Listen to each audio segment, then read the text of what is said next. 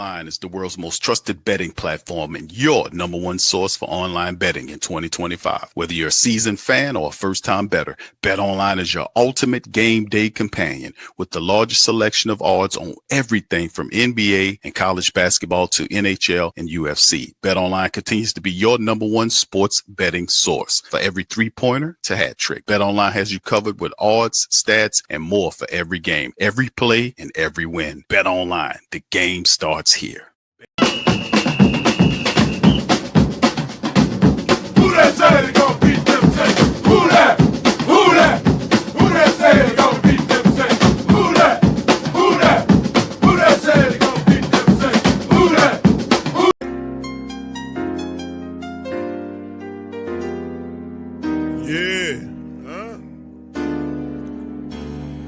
Boogie like Benson, I'm a who that. I'm a who that. Long as I'm living, I'm a who that. Lose or winning, I'm a who that. Sports Coma, yeah, this is where we do that. Where we do that, where we do that, where we do that, where we do that, where we do that.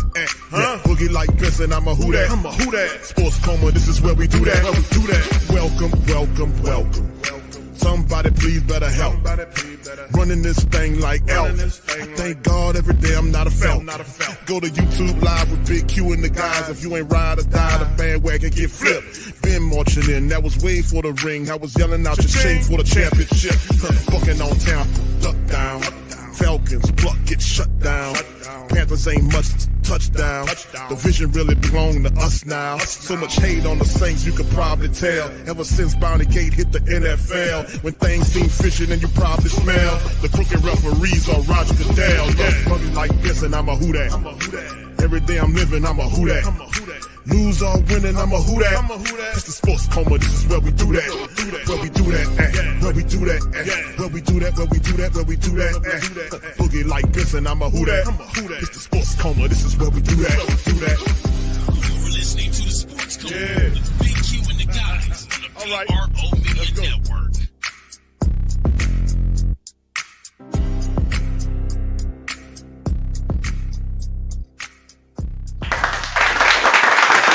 All right. Shout out to the mighty Who Dat Nation. Welcome. You're now rocking with the Sports Coma with Big Q and the guys, where we have intense, entertaining, educating, and enlightening sport talk from your favorite sports fan. Shout out to you guys. Appreciate you being in this Saturday live, man. What's up? Big ups to the fam, man. Hope you guys are having a fantastic weekend, man. We in here representing the mighty Who Dat Nation. Much love to the fam, man. Listen, fam, news of the day, man. Well, what was happening yesterday, we did a live kind of breaking it down about the Derek Carr situation. And it couldn't get any worse, right? Couldn't get any worse. But it's really interesting to say the least. But this is what Ian Rappaport had to say about it, fam. Put one in the chat if you can hear this one. Some significant news for the New Orleans Saints. Major quarterback news. Sources say Derek Carr, the starting quarterback of the New Orleans Saints, is now dealing with a shoulder injury that threatens his 2025 season and his availability for it. Major news for the Saints. Obviously, Derek Carr's 2025 season or 2024 season ended prematurely with a fracture in his hand. We'll see, or maybe we'll know eventually where and when he got this shoulder injury, potentially right then. Came back this offseason, has not healed, now going through his options. From what I understand, surgery is an option. Surgery is an option for Derek Carr. If that happens, you'd wonder how much, if any, does he play in 2025? Does he come back to the Saints? He has already gotten his money for this season. So he is going to get paid no matter what for next season. Why? What does that mean? Do the Saints move on at quarterback? And look, Mick is a dumbass. 9. They've done all the homework on all the quarterbacks. Certainly I would say, that man be I would say that quarterback is a little more of a need now than it was. It's been always already, but with Derek Carr potentially missing the 2025 season, all eyes are now on the Saints quarterback position. All right, thank you, Mr. Ian Rappaport. Shout out to the fan. Appreciate y'all being in the stream, man. Listen, and he brings up an interesting question. When did this shoulder happen? When did it happen? What's the man? Shout out to the man from Channel 6 down here, WDSU. The short little guy. I forgot his name, man. Y'all know his name. Put it in the chat. Y'all know I'm bad with names at time. But he was asking some questions like, when did this happen? And, on yesterday's broadcast, soon as the news broke, maybe a few minutes after the news broke, I did the broadcast from the vehicle. And what's really interesting is, when did this guy when did the shoulder issue happen? When did this happen? When did it occur? When did it happen? And if it happened, you had everything you needed to get from up under Derek Carr's contract by using that medical. If he was hurt, he could not pass the physical. How and where did this happen? And the Saints, that dumb Mickey Loomis still play. See, this is the thing I've been talking about over and over again with these owners that don't know nothing about the sports or the things that's going on. All they care about is if the team is paying off. You got employees running amok, doing whatever they feel they need to do. If Derek Carr's injury, if he had this, and when did this injury happen? There's pictures of Derek Carr on he with his people in Paris on vacation. He doesn't look like he had any issues or whatever the case may have been. He don't look like. When did this happen? What's the timeline on this stuff? And why? And according to the news, and of course, this came out. The Saints knew about it. Of course, they knew about it. I said it on the broadcast without even the people needing to verify it. They didn't need to verify it. We know how this goes. They have access to all of his medicals. They have access to all of that. They got access. I keep saying that to people over and over again. They have access to all of Derek Carr's medicals. They know what time it is. They know they have timelines. They play wishy-washy games with us in the media, but the staff have all of the medicals, included timelines on what's happening with all these players and the injuries. They like to sit up here and pretend like we'll see what's going on. No, they already know. And the question is, if they already knew, how much of it did they know, fam? How much of it did they know? Because Derek Carr is still going to get paid, and more than likely he won't spend one red second on the field. And that dumb Mickey Loomis, man. There is no accountability with these people. I'm telling you, these guys knew this whole time and still paid that man. That don't make any sense. That's why I said this guy is an agent against success. He's an agent against the success of this team. He works every day with that stupid mentality to undermine the team with these bad decisions. He sits up there and they don't push him off of the general manager position, even though he's the VP. They don't rip that away from him and put somebody else there, even though you know that guy has to go. His decisions are questionable. He's failed repetitiously over the last several years. And then he does this thing and thumbs his nose at the Who Dat Nation. Oh, look what I can do. And you guys can't do a damn thing about it. And I maintain that if it wasn't for your angst and disgust for Dennis Allen, that asshole Mickey Loomis would still have that man, the possum, sitting on top of this team today. I promise you that. What more do you need? But you think Gail gonna do anything about it? She's somewhere interior decorating or doing some charity event. She has absolutely no clue. She's like one of the people in the Matrix movies that you see just walking around and have no clue everything around them fake. That's what she is. But she'll know that bank account real. And Dennis Lausch is the worst. He's the worst. He's a team president of two professional teams, the Pelicans and the Saints, and doesn't know nothing about either one of them to govern them. He puts these other clowns in control and then just allows them to do whatever. There is no timelines to success. There is no penalty when they screw up. They can just lie and deflect into injuries all day, and they do it all the time. And I'm sick of it. I really am. I'm sick of it. But yes, Derek Carr, this was a major thing. A lot of the family members were saying over and over again that Derek Carr should have been gone. He did not want to be here. He wanted to be traded. Now, the question is, and I'm just asking questions. The question is, if he was going to get traded, how the hell was he going to pass a trade in terms of in the injury? If he was hurt, how was he going to pass a health check? How was he going to pass a physical if he had a shoulder ailment and they had this stuff going on? You get what I'm getting at? How is he going to get? Because if the Giants were interested in Derek Carr early on and the Saints really wanted to trade him, how was he going to pass the physical? How was he going to pass the physical? If he had, when did the shoulder happen? When did it happen? And how did it happen? I mean, I'll tell you, man, these people are unfathomable how they operate, man. And they saying the Saints knew this the whole time. Say they knew it already. Of course they knew it already. Of course they knew it already. You think they're going to get any flack for that? Do you think they're going to get their asses spanked for that? No, there ain't nothing going to happen. It's it's unfathomable, man. But anyway, that's the question a lot of people ask. And when the hell did Derek Carr get hurt? Where he would need, it's bad enough where he would need surgery. When did that happen? And shout out to Scott Kushner, man. He cooking him online. He said, so the Saints knew and they restructured his contract anyway. He said, there's a big piece of information, missing information here. It ain't no missing information, Scott. The Saints are idiots. In particular, it's that dumb Mickey Loomis that needs to be ripped down off the top of that team. I'm sorry. He needs to go, man. Shout out to you, Michael. He said, do you think it's a real injury? Bro, I don't know. But the way the man didn't want to play for the Saints anyway, he was trying to get out. Perhaps this is his way of getting the out. I don't know, bro. A lot of people don't trust Derek Carr. I don't trust Derek Carr as far as I can, throw him. It's this fake bravado of I'm a good guy, and like I said, I don't have a problem with Derek Carr. It's just knowing I'm a person that reads people. I can read people, and it's just the weird way, like he's supposed to be a leader, but even though people don't like him based upon all the talking and the nine stuff that happened, like it's just weird. People can't see the fact that he was getting into teammates who cool. How you get into it with Chris Olave and blame him for a route and he was wrong? The stupid quarterback was wrong. With the Eric McCoy situation, he blames people all the time in the heat of the battle.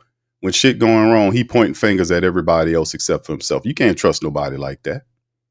You can't trust that guy. That guy is wishy-washy as hell, man. And if this is a real injury, I'll have absolutely no idea. But if it's requiring surgery, then some part of it has to be real, right? You ain't gonna go up under the microscope, or not the microscope, go up under the laser for a shoulder issue that is not. So something's wrong here. Even the Saints misdiagnosed him. Because he was supposed to take a physical. Because the only way the contract, we read about it, to get from up under the contract, he had to fail the physical, and the Saints were heading out to get up under the contract. So did they not give him the physical? Did he hurt after that? How did he hurt his shoulder to the point it was so bad that he would need surgery between signing of the restructuring of the deal and up to now, when there was no football? What were you doing for that to happen? Notice that information is not readily available.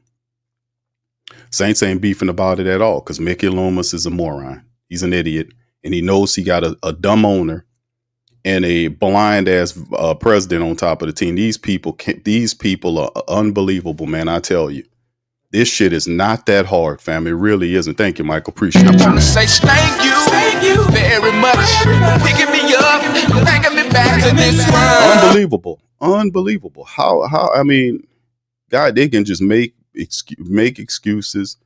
They can make errors. They're non-accountable. And boy, oh boy, you got a dumb ass VP up there making these decisions with this money, restructuring this deal. He's scared to start from a reboot, holding on to older players that need to go.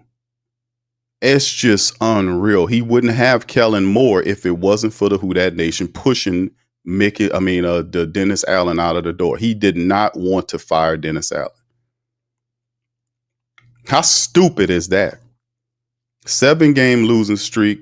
He fractures his own team, but he doesn't want to fire him. I just don't understand these people at all. I really don't. And really don't care to want to. But Derek Carr, that's why Derek Carr is not liked down here, because Derek Carr plays these games.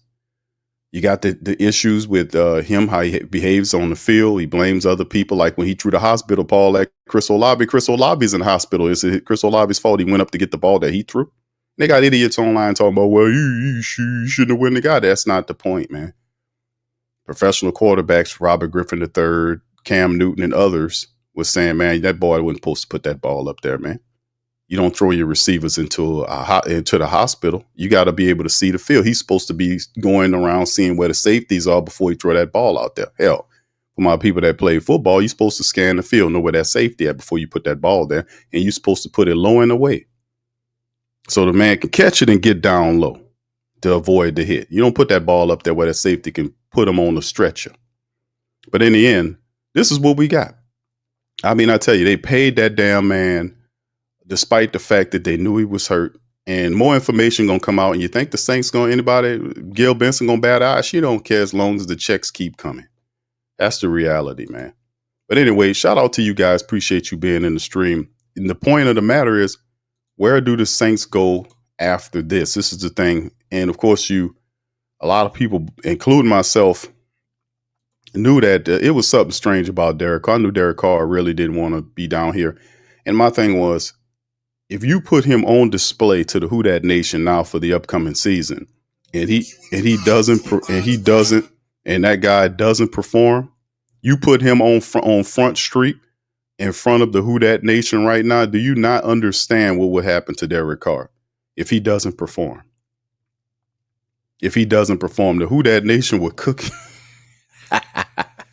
We'll cook his ass, man.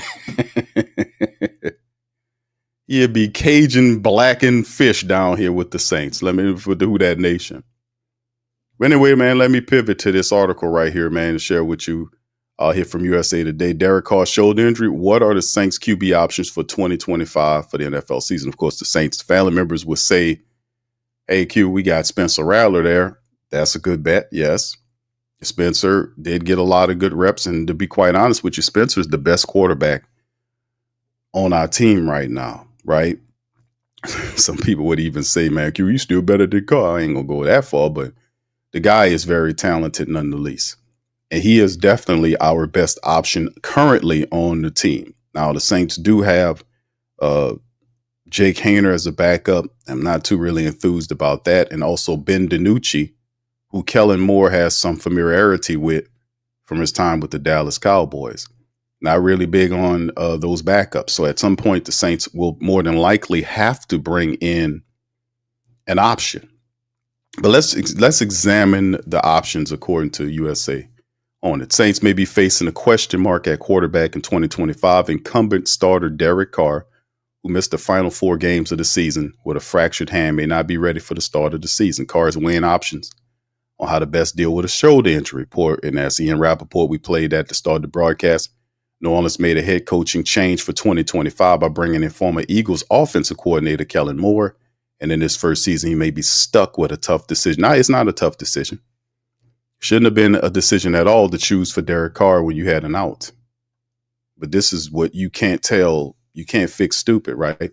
Rookie quarterback Spencer Rattler, who went 0-6 as a starter in 2024, is one of the possibilities for the team at quarterback in 25 if Carr is unavailable.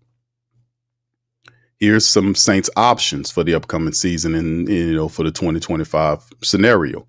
Saints options. They got Shedeur Sanders. Carr's injury increases the chance of this happening. Sanders is the most pro-ready passer in his class and can come in and immediately start for the Saints, but he lacks the elite traits of others in the class and has a lower ceiling in weak quarterback group overall. Now, see, I disagree with this analysis about Shedeur Sanders. I don't know what this axe to grind about Shedeur Sanders is, but Shedeur Sanders can play the QB position.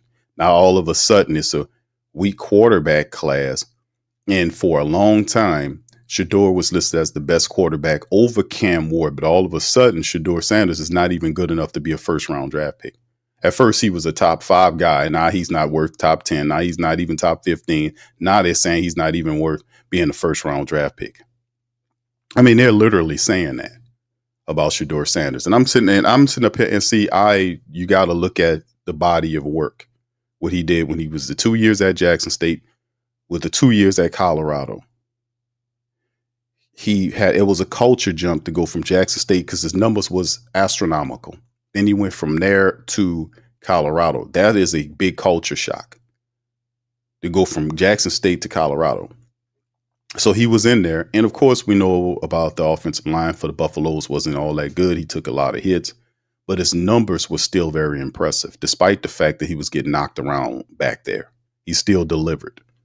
Now, all of a sudden, he's not even, some of them saying he's not even a first round. I was like, yeah, it's some type of axe to grind. That's why it's always good to challenge the narratives established by the media on individuals. He done nothing to fall this far. He's done nothing. He hadn't had any off-field issues. He hadn't, and since he last played football, he hadn't done anything to slide as far as they keep pushing him. You know, it's just ridiculous if you ask me, but it simply is what it is.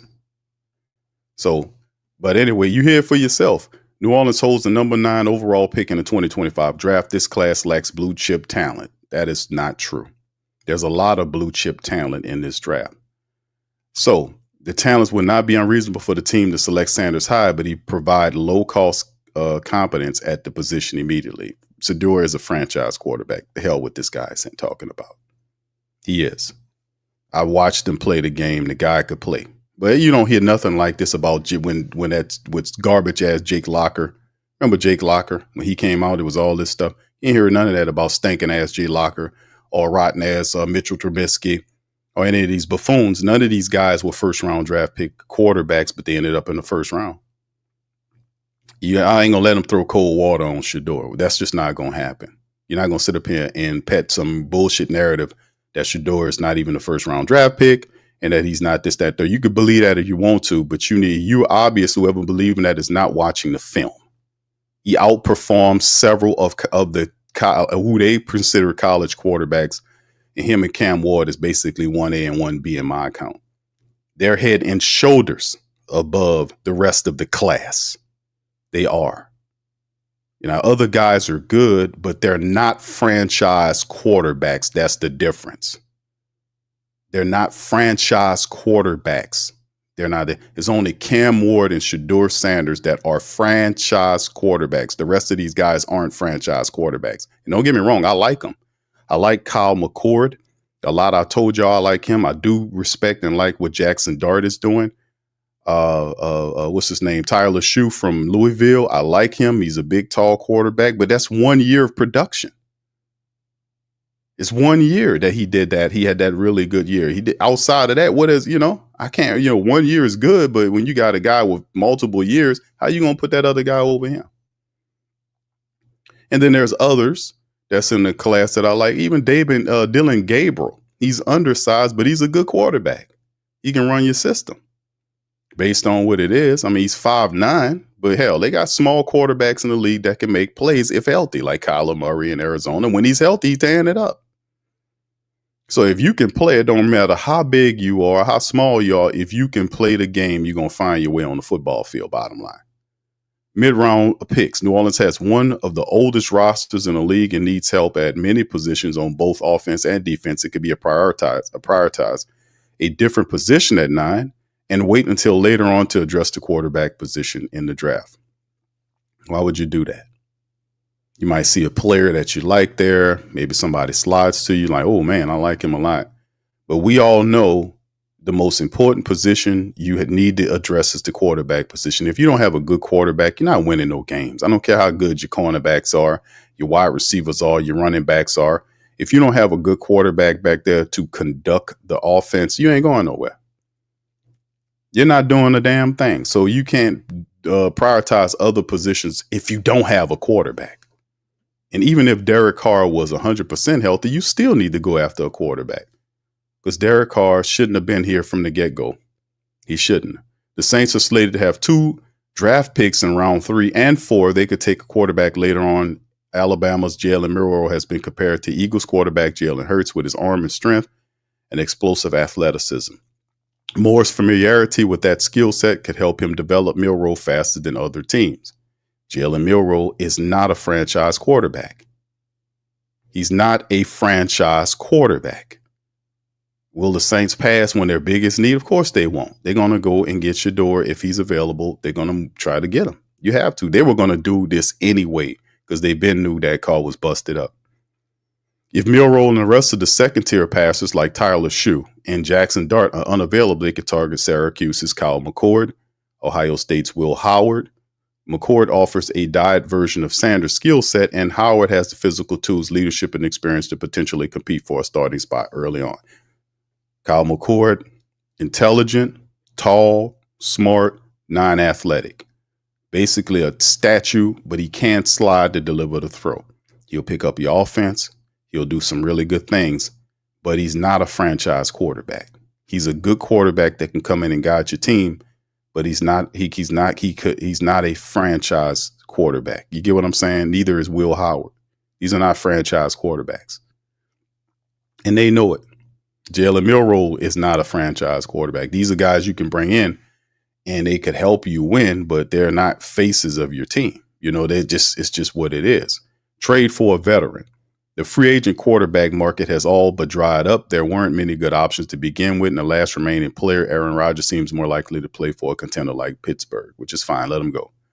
Still armed with extra picks in multiple rounds of the 2025 draft, New Orleans could offer up some draft capital for a team's backup quarterback, which more than likely would make some good sense. You think Detroit would trade Hendon Hooker? Probably not.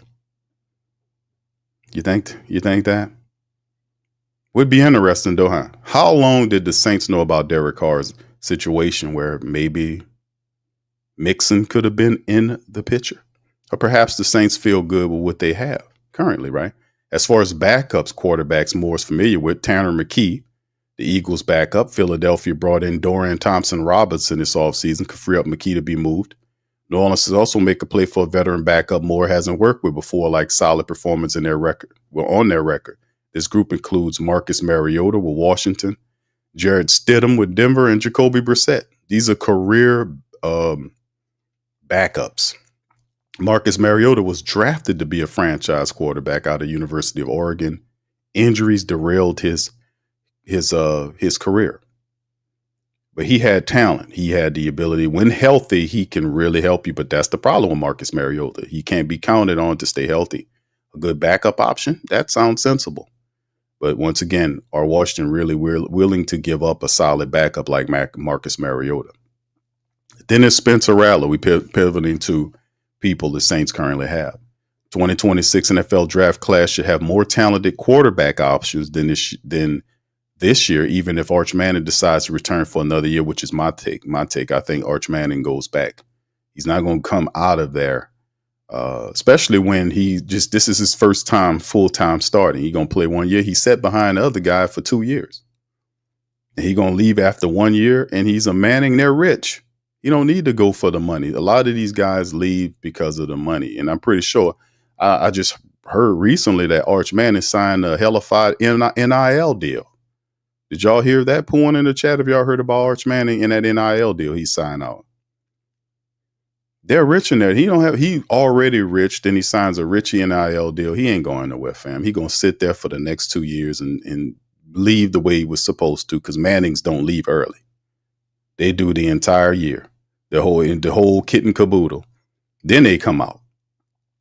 I never seen a Manning leave early. Did any of the Mannings leave early? They did 4 years, didn't they? And then they came into the pros. Because ain't no need for them. They're rich. The Manning they have money, so ain't no need for them to do that. Plus the NIL keeps them there. That's my opinion. All right. So anyway, if Arch decides to return for another year, Texas Penn State's Drew Allar, South Carolina Loris Sellers, and LSU's Garrett Nussmeier are currently slated to be first round picks. New Orleans could also take a look at the roster, opt to build up on the depth offense and defense with its 9 picks and roll with Rattler in year 2, which is an option. Rattler's not a severe, Rattler has a lot of potential for the Saints. He's not like, oh yeah, such and such. The only problem is if Rattler gets hurt, who you have, I trust Spencer Rattler. Let's just put it like that. I trust Spencer Rattler. I just don't trust whoever's behind him. Jake Haener, I don't trust Jake Haener as far as I can throw him. And Ben DiNucci sounds like a Italian dish. You know, let's go to the store and pick up some DiNucci rice. I don't know. I just don't. Ben DiNucci don't excite nobody in the Who Dat Nation, you know. All right, but anyway, at worst, he's not the long-term answer. And the Saints draft a quarterback high in 2026. At best, he becomes a reliable starter for future under Moore. So yeah, Spencer Rattler is a solid option. He had an opportunity to play last year, and he will get better in the system. I like the fact that you do have a quarterback-friendly coach who understands the position intimately. And he will be a guy that would ultimately serve as, you know, the quarterback's best friend. But still in all, Spencer is not Kellen's guy. That's what we forget. the connection there stops because Kellen did not select Spencer Rattler as his guy. That was Clint Kubiak who did, and Hayner, who was the other guy, was Pete Carmichael. So as you can see, there's an attachment, an affinity, so to speak, to who they are if they hitch their little red wagons to a quarterback. So if Kellen Moore comes here, he's going to want his own guy. And we know that because we've seen that happen in the two previous incarnations. So we expect that to happen this time around. So if it's not Shedeur, it'll be somebody. It's up to us, up to them to decide on where and what is that going to be. All right, let's move to Saints Wire. Shout out to those guys, John Sigler. 8 veteran quarterbacks Saints should consider after the Derek Carr injury. These are just options after the Carr fiasco. It wouldn't be hard to make a case for the Saints signing another quarterback, Derek Carr, on him. And again, this time dealing with a shoulder injury that threatens to end his 2025 season before it begins. The Saints depth chart includes Spencer in year 2, Jake Hayner in year 3, and Ben DiNucci in year 5, but with just one career start for Ben DiNucci. They're likely picking a QB in the draft, but the room could use more experience either way. So who's available? If you want a quarterback who has been in the league and sat in on meetings with the Saints like Kellen Moore, Doug Nussmeier, and Scott Tolzien, then you won't find someone who has done more than DiNucci. Yeah, he sat in a lot of meetings. He just didn't play in no games. And, Aaron Rodgers is a top option that they're talking about. Start with the big one. Aaron Rodgers, 41 years of age, looked washed up on the Jets, and he had it all. Weapons like Garrett Wilson, Breece Hall, fantastic players. Familiar friends like Devontae Adams and Alan Lazard, a defense full of playmakers, and all he did was get the coach fired and they end the year at 5-12. Just like Derek Carr, sure, he threw 28 touchdowns, but he also posted one of the worst turnover rates and struggled to hit league average in a lot of efficiency metrics. The Saints should probably check in on them if they're still determined to chase 9 or 10 wins and an NFC South title this year, but it doesn't feel like Rodgers has a lot to offer at this stage of the career. I would stay away from this because Aaron Rodgers is old. You know what I'm saying? And it would be cool to have, we had Aaron Rodgers for a year. No. And the writer's right. When he got hurt the first play 2 years ago and derailed the Jets season, and he came back the second year, a lot of people thought that he would be able to take the Jets to prominence. And he did have all those weapons and that talent, and it just didn't work out. So I would stay away from Aaron Rodgers, man. He's 41 years old and he's cooked. Let's just keep it honest, man. This is not the same Aaron Rodgers of 5 years ago. This is a 41-year-old guy. He done slowed down rapidly, and he's going to be quite overpriced. Let's just be honest. He's going to be quietly overpriced, and I just prefer not to deal with that type of situation. And besides, you're supposed to be in a rebuild situation anyway. Is it the force of the universe that's trying to push the Saints into rebuild, and which something they refuse to do? That's stupid Mickey Loomis. All right, Prime says good look Lewis 5-12. Garbage sucks. Team JW. Thank you, brother. Thank you Appreciate you very much.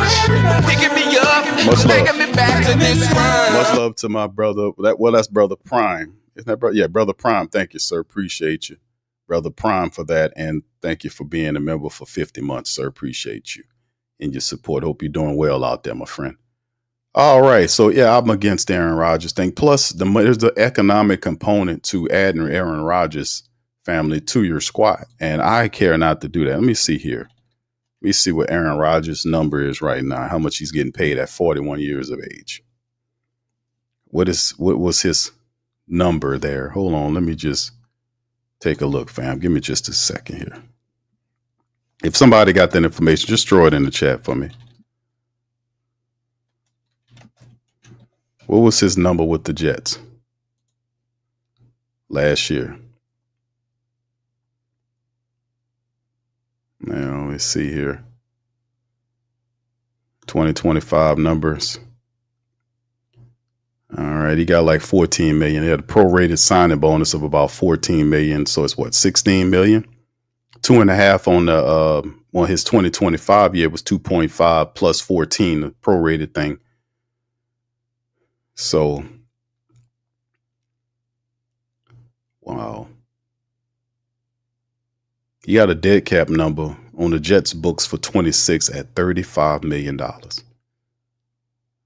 And that beat the hell out of what we got. We're gonna have a dead cap for Carr for 69 million. Boy, I tell you, these people are insane, man. This Mickey Loomis guy is out of his mind. Anyway, next quarterback, Ryan Tannehill, now for a curveball. Tannehill, who turns 37 in July, was content to sit out the 2024 season, waiting for a perfect opportunity that never came. He's been out of football since being benched by Tennessee in 23 in favor of Will Levis. And I don't know about this one either. Tannehill's performance fell off as he was asked to shoulder more of the Tennessee offense in later years, but he's a veteran quarterback who has won in the playoffs. There isn't anyone else who fits that description in New Orleans right now, including Carr. It's tough to believe the Saints would fit his criteria of a perfect situation to step into, but maybe he'd be up for it anyway. A 1 year, I don't know. But obviously the Saints approach, like you're pivoting toward recap, like a lot of family members are pivoting to a rebuild or a year where you develop a young player and then you build toward the future. The Saints are running away from that. They might be looking for if it's not Shedeur in the draft and they're looking for a veteran. And I'm pretty sure and listen, they're not scrambling right now to do a damn thing. They've been new this. So it's not like this news hit the other day and the Saints like they're in the scramble. Let's just get that out of the way. That's not what happened here. The Saints were sitting on this information. Let's be honest. The Saints were sitting on this information, so they're not scrambling anything. They're not scrambling would indicate that you were surprised by something. Thus, you're then out rattling and shaking to figure out how you can then find some answers. How long did the Saints know this? Where that guy's shoulder was tore up and he was facing surgery. How long was this? Because they could have definitely signed a quarterback several weeks ago if they knew that long. How long was it between him restructuring his contract and the fact that we got this news? You see what I'm saying? So if you can find or pinpoint that data, then what ended up happening was you would understand that the Saints probably what their mode of action would be. And it appears to me right now, the Saints they ain't bringing in no veteran quarterbacks right now. They are looking at rookies, potential rookies. They just looked at Tyler Shue, was it yesterday? From Louisville, they brought him in for one of the top 30 visits. That's almost all of the quarterbacks the Saints have taken a look at. They haven't bringing any veterans. And I guarantee the Saints been new this, fam. They've been new this. They've been new this. So if we operating off of that, then do they see like, oh, well, we got to find? No, they feel like we're going to ride with what we got. So I don't see about no Tannehill and all that. To me, that would be, I don't know. They feel like they might have the guy. They're not shook up or scrambling nowhere, man. Teddy Bridgewater, 32, led the Miami Northwestern High School team. He was coached to a state football championship, then returned to Detroit in time for a Super Bowl run, but it didn't come to pass. We're guessing he's busy coaching high schoolers again. Wouldn't have much interest in New Orleans comeback, but you never know. Bridgewater was good for the Saints in the community, showed a lot of love. He may not be a high-end option, but he's someone the supporters would cheer for, at least at training camp. The Teddy Bridgewater thing was interesting. A bit of backdrop on the Teddy Bridgewater thing. When Teddy was here, that was Sean Payton here. And Teddy Bridgewater came here, and that first year he played well. And remember, he played so well when Drew Brees was hurt. Drew Brees had to force himself back onto the field a week early because Drew was supposed to come back for the Atlanta game. It was the what game? I think it was Arizona. The games, because the last game Teddy played in, when Drew came back for the Arizona, it was the Arizona game. Then they had the Atlanta game, and then they go into a bye week. But Teddy Bridgewater had won how many games? Like 4 or 5 games in a row. People was yelling from the stands, Teddy, Teddy. And Drew Brees was supposed to return for the Atlanta game. Drew Brees forced his way back in there early against the Arizona game. Had a good game against the Arizona game. Then just had a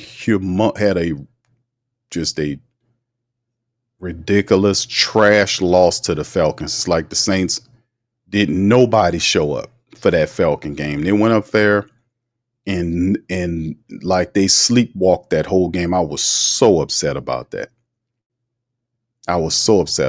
Because the way they played in that game was just so disrespectful to the mighty Who Dat Nation, how they played in that game. You don't show up against the Falcons that way. And had not Drew Brees forced his way back, he would have been available for that game. And it would have been interesting, the scenario, how it would played out, because Teddy Bridgewater beat Arizona. Then Drew comes back for Atlanta. Then Drew beat the Atlanta Falcons, his first game back? Because that would have been really interesting if he had lost that game after Teddy had won 5 straight. I think it was 4 or 5 straight. Team was hot. But anyway, the bottom line was, after the fact, later on, Sean Payton basically was telling him that he would be the guy. Like, Sean Payton was lying to and I covered this at the time, like he was going back and forth playing these games. He was telling Taysom Hill that he's the future at the quarterback position, while telling Teddy Bridgewater he was, when the contract came due. Because remember, he was here for a couple years. And it all just fell apart. And when Teddy had an opportunity to leave, he left, but Sean Payton offered him a deal to come back, and he just turned it down because the trust was broken. You don't play games like that. You don't tell a guy, hey, you're going to be the franchise quarterback, and then tell the next guy that, like, they can't be talking. Like that, they are that compartmentalized where they're not, no.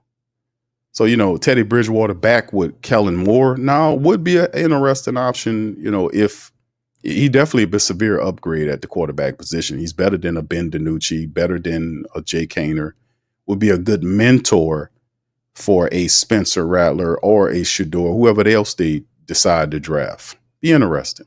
So the Teddy Bridgewater option is not a bad option. He's still not that old. He's only 32.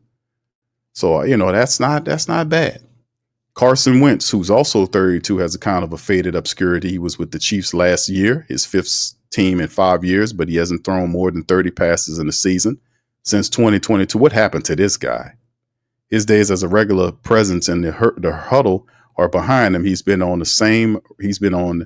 some really successful teams in recent years. He did come in off the bench and won a game with the Rams in 23. And some of the Philadelphia Eagles coaches on the staff in New Orleans might go bad for him. He could at least offer a veteran presence in the film room. Whatever happened to this guy? The Carson Wentz thing is a case study somebody need to really dig into. I remember Carson Wentz in college was something fantastic. Then he got to the pros. He had some success. And then something happened where he just fell the hell off. What happened to this guy, y'all? What happened to Carson Wentz? The future was so bright, and then it wasn't. It was really strange.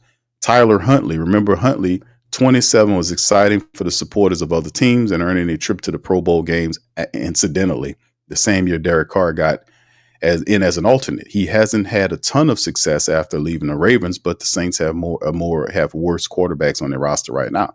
Huntley at least can make some fun plays with his legs and force the defense to guard him differently than a pure pocket passer. And he did at least go 2-3 last year on the Miami Dolphins. The Saints could do worse than choosing to give him a call. So these are a couple of options. I know they're not really, I'm not going to even dignify any of these other guys. Got Easton Stick up here and Desmond Ridder. Man, no thank you. And what about Kirk Cousins? Let's see what he has to say about them. We talked about Rodgers, so let's address the other big name that's kind of on the market. Unlike everyone else on this list, Cousins, who's 36, if you're wondering, is still under contract with his current team. He also has a no-trade clause, which indicated he won't waive until the team acquiring him has used their draft picks. After the acquiring team has used their draft picks, he did get surprised by Michael Penix Jr.'s pick last year. After all, any team trading for Cousins would owe him $27.5 million base salary, which could be restructured for cap purposes. This might be an option for the Saints, but would New Orleans really trade with their oldest rivals and swap one bad contract with Derek Carr for another bad contract with Kirk Cousins? Mickey Loomis is stupid enough to do it. That just doesn't feel like the best path forward. Even if former Mickey Loomis protege Terry Fontenot would be on the other end of the hypothetical call with Atlanta. Don't hold your breath on this one. Good. I just think like a lot of foolishness that we've seen happen with the Saints, like the Teddy Bridgewater thing's not such a bad idea. To be honest with you, he wouldn't cost a lot of money. Even Carson Wentz. It would be interesting, man. That's where we are. But like I said, none of this is even though I know the media is like, they scrambling around because they just found out about it. But man, the Saints ain't addressing that. They don't give a damn. The Saints haven't signed any of these guys. They hadn't done anything outside of just keep looking at draft picks. That's pretty much all they've done up to this point. Just look at draft picks, right? That's pretty much all they did, is just look at draft picks. So, and like I said, this was one right here. Saints Wire, shout out to them, that the Saints did host, like I told you, Tyler Shue on a visit. This was the other day.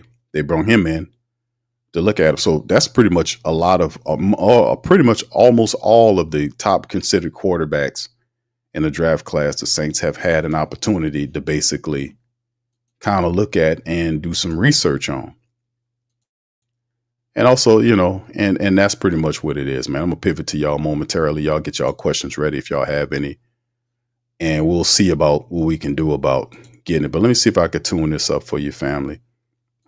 Because, hold on, let me see if I can do this right here. Because this is the talking point on Shedeur. Let me give you a little game what people are saying about Shedeur Sanders. And what they're saying about him. Now, this is, what's the name? I think his name is Jones or whatever his name is. Y'all seen this guy before on CBS. Listen to what he had to say about what the Browns potentially doing at the 2 position.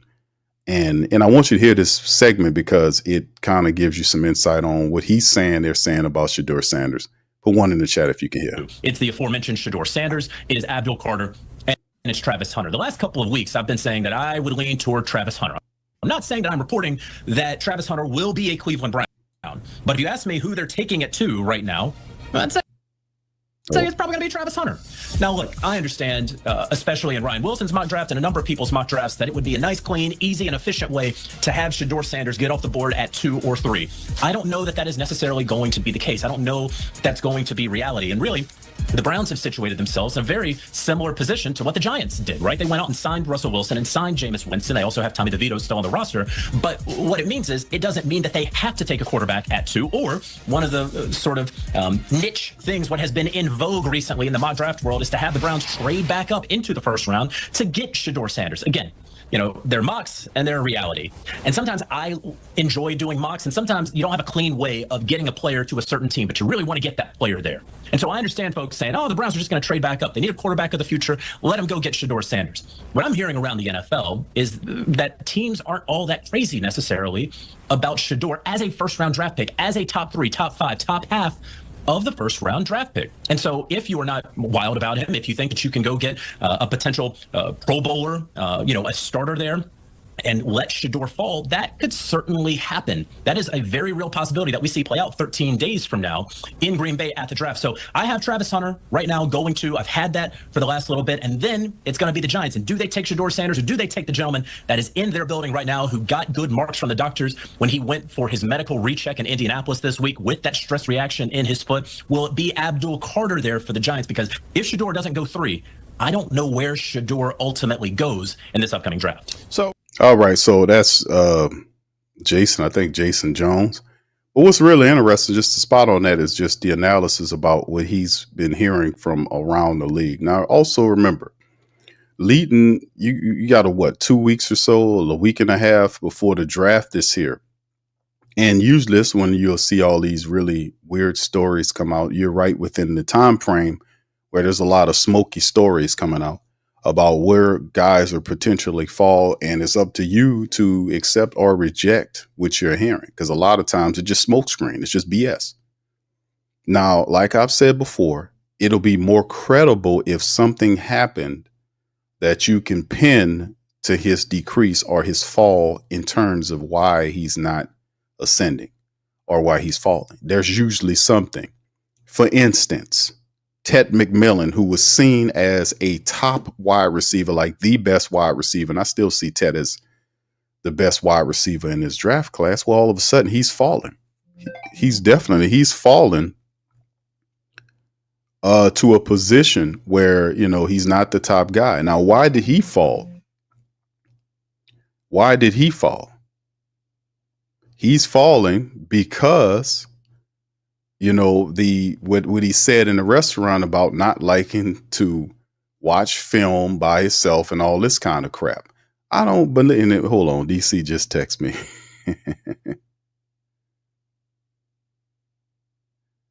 All right. I don't know. DC sent me a link to. Shout out to my boy DC. All right, DC. DC said I should listen to him. I said, nah, DC, I'm not buying it, brother. I'm not buying it. Now, he does have his picks and chooses, and most quarterbacks say that. They do like certain teams, but they know the teams who they are well aware of the teams that they like in terms of who has an option or an opening for them. Now, in terms of like we talked about, Tet did something. He said he didn't like football or whatever the case, and he don't like watching film by himself and all this kind of stuff. So he slid a little bit because of what he said. But even saying who you like and who you don't like, and you're only talking to teams that have the position that you want, does not hurt your draft standing if you didn't say anything derogatory about their organization, which Shedeur did not. So I see what you sent there, DC, but it still doesn't lend credence to the fact that he fall, because most quarterbacks say that. You go back several years, they got quarterbacks that compliment the teams who have an opening for him. He ain't gonna just come out and say, man, Shedeur is not gonna just come out and say, man, only team I want to be drafted by is the New Orleans Saints. That's the only team I'm interested in playing for. Browns, whomever else, Jets, do not attempt to draft me. He did not say that. He did not say that. He has a group of teams that he likes, and he understands the openings that they have, and he's positioning themselves toward those potential teams. Everybody else, why would he be interested in talking or promoting to a Minnesota Viking team who doesn't have a spot for him? You get what I'm saying? So they play the game, but Shedeur is nothing new. They do. Most of these quarterbacks does this all the time. Remember when Eli came out of the draft? What did Eli do? Y'all remember what Eli Manning did? You remember how Eli forced himself? If Eli positioned himself, and he said, you know what he said? Because wasn't Eli supposed to go to the, who was it? The Chargers? Wasn't it the Chargers? And what did Eli do? What did Eli do? This is stuff that happened, 20 years ago? What did Eli do? I like bringing up history because history learn you something, man. They really do. History. Remember, what did Eli, y'all put in the chat, educate me and others on that. Answer the question. What did Eli Manning do when he came up that year when he was going to be drafted? Wasn't he supposed to go to the Chargers? How did he end up with the Giants? You remember what Eli did? That's nothing new. They all do the same thing. So that shouldn't be it's something else going on here with the Shedeur Sanders thing. And I played Jason here just to let people understand and know that all of a sudden this type of stuff is happening where you're seeing the guy slide and nothing controversial is happening. All I'm doing is showing you guys how they use the position. Like, it's okay to tell teams that have an opening for the QB position, hey guys, I would love to play for you teams, and then name those specific teams, right? Hold on, let me check. Let me see, because DC sent me something. Let me see who DC. I don't trust that source, bro. But let me see. I'm gonna look it up. Just because you sent it to me, because DC out there listening. All the way live from Jamaica, DC, much love to you, brother. Pick a pineapple out there for me, brother. All right.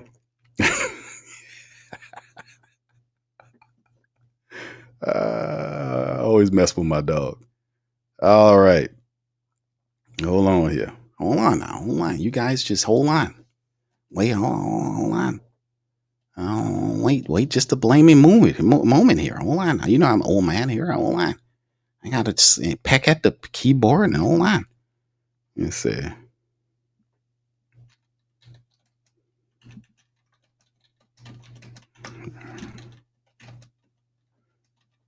I don't know if I could trust that source, DC. All right, hold on. Hold on here. Hold on. Hold on. Slow your goddamn roll. All right. All right. Hold on just a second. Hold on, let me play this. Okay, DC, thank you for sending me this. I just didn't like that source, man. I needed somebody else because I don't like them, like their source. All right, but anyway. All right, Shedeur Sanders warns Browns, rest of NFL amid Steelers' interest. This is what? Today. Okay, this just wow, this shit happening right now, fam. 11:16 Central Time. What time? Oh, shit, we've been on the air for what was it? About an hour now. Hold on here. What's up, Chantel, baby? Shout out to you. All right, she says, Q, the Browns are taking Hunter at 2 and trading back in the first round with Atlanta at 15 to get meal rolls. Okay, thank you, Shantae. Shantae, she's up there. I want to say thank you very much. Picking me up, bringing me back to this world. All right, appreciate you, Chantel, for dropping some game there. All right. Yeah, thank you for that, Queen. Appreciate you. This is what DC's alluding to. Why are we going on? This just, this information came by way of, let me see if I can put it on the screen right here. And this article was written today. I mean, I want to say as we hear, Colorado quarterback Shedeur Sanders has given a stern warning to Cleveland Browns and the rest of the NFL with less than 2 weeks until the draft. Sanders was on the Kay Adams show to discuss his draft. The quarterback discussed many things about the pre-draft process, including his latest visit. All right, DC's fingers are turning now. All right, DC. Say, bro, y'all, you got good internet out there, brother. All right. Sanders was on the Kay Adams show to discuss the NFL draft. The quarterback discussed many things about the pre-draft process, including his visit with the Steelers. Sanders projected to be the second quarterback chosen in the draft. However, it is unclear where he will be drafted. The quarterback's draft stock has been sliding in recent weeks as the Cleveland Browns and Giants have coalesced around Travis Hunter and Abdul Carter as the top 2 picks. Sanders has drawn a lot of interest from the Saints, Steelers, and Rams. Here's a bit of it from the K. And we love Kay here, man. Here's what he said on Kay's show. I feel like you've had a long, eventful day as you're coming to me from Pittsburgh's airport. You get to the facility. What is the first thing that happens? Then what? You see everything. I enjoyed my time in Pittsburgh. I think I connected well with all the coaches, and it was real fun. What's the one takeaway you had from the time you spent with Coach Tomlin? Understand the mindset. I said, bro, you gotta get a better mic. I feel like you've had a long, eventful day as you're coming to me from Pittsburgh's airport. You get to the facility. What is the first thing that happens? Then what? You see everything. I enjoyed my time in Pittsburgh. I think I connected well with all the coaches, and it was real fun. What's the one takeaway you had from the time you spent with Coach Tomlin? Understand the mindset and why they win a lot. Why do they win a lot? Just how he is as a person, and just the values that the team has, and what he preaches from his staff down is similar to like my dad. Okay, if you were to give yourself like a grade on how it went, because it's kind of like a job interview, right? You want to make sure you like it, they like you. What grade would you give yourself? It was a 10. It was a 10. Okay. I love that. What was like your favorite part? What was the best part of the day? Of course, talking football. Talking football is my favorite part. And just really just getting to know each other. That's it.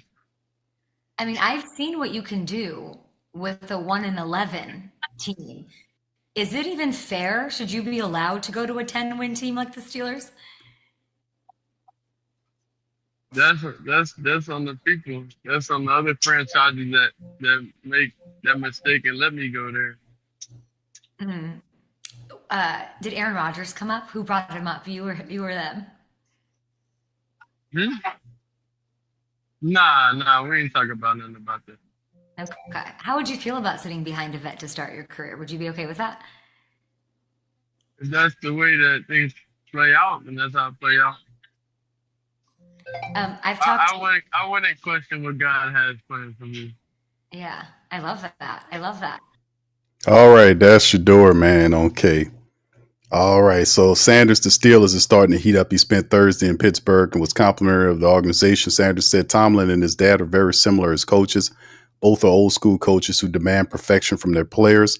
Sanders knows he could learn a lot from the Steelers. He was optimistic about the idea of being mentored by Aaron Rodgers. Sanders warned teams that they shouldn't make the mistake of letting him slide to the Steelers.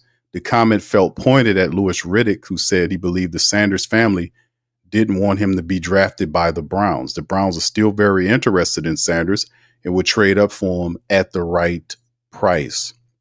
So thank you. And then, of course, like Chantel was saying, and she's from up there, says Q, the Browns are taking Hunter at 2 and trading back into the first round with Atlanta at number 15 to get Milroe. So instead of into, what'd you say, Chantel, baby? She said, okay, in the first round to get Milroe at 15. Wow. Milroe is not even seen as a first round, but see how that goes. So that's what I'm saying. Some of these guys, fam, and I had the question last stream about how many quarterbacks do you guys believe will go in the first round? Now, obviously, we know Cam, and I know Shedeur is going to go in the first round, and possibly Jackson Dart later on in the first round. But we always, every year, see quarterbacks who are not rated as high as they're supposed to, some kind of way find them way themselves up into the first round. In the past, we talked about guys like who made it into the first round that probably shouldn't have been there. And I often throw the last few streams I've been talking about Mitchell Trubisky. I think we can agree that Mitch Trubisky wasn't the first round quarterback. We knew that. You know, he had this athleticism going on, and he had a good publicist team and a good amount of BSers that kind of elevate him there. And then there were other quarterbacks over time. We covered this, Blaine Gabbert, and what was the other dude that we talked about that was there in Cam's class, not just Jake Locker, but who was the other dude in Cam's class? The guy's so irrelevant, I can't even remember his name, but he was also a guy, not Blaine Gabbert, but it was the other Missouri guy before him. I don't know. I don't remember his name, but he was in the Cam Newton's class.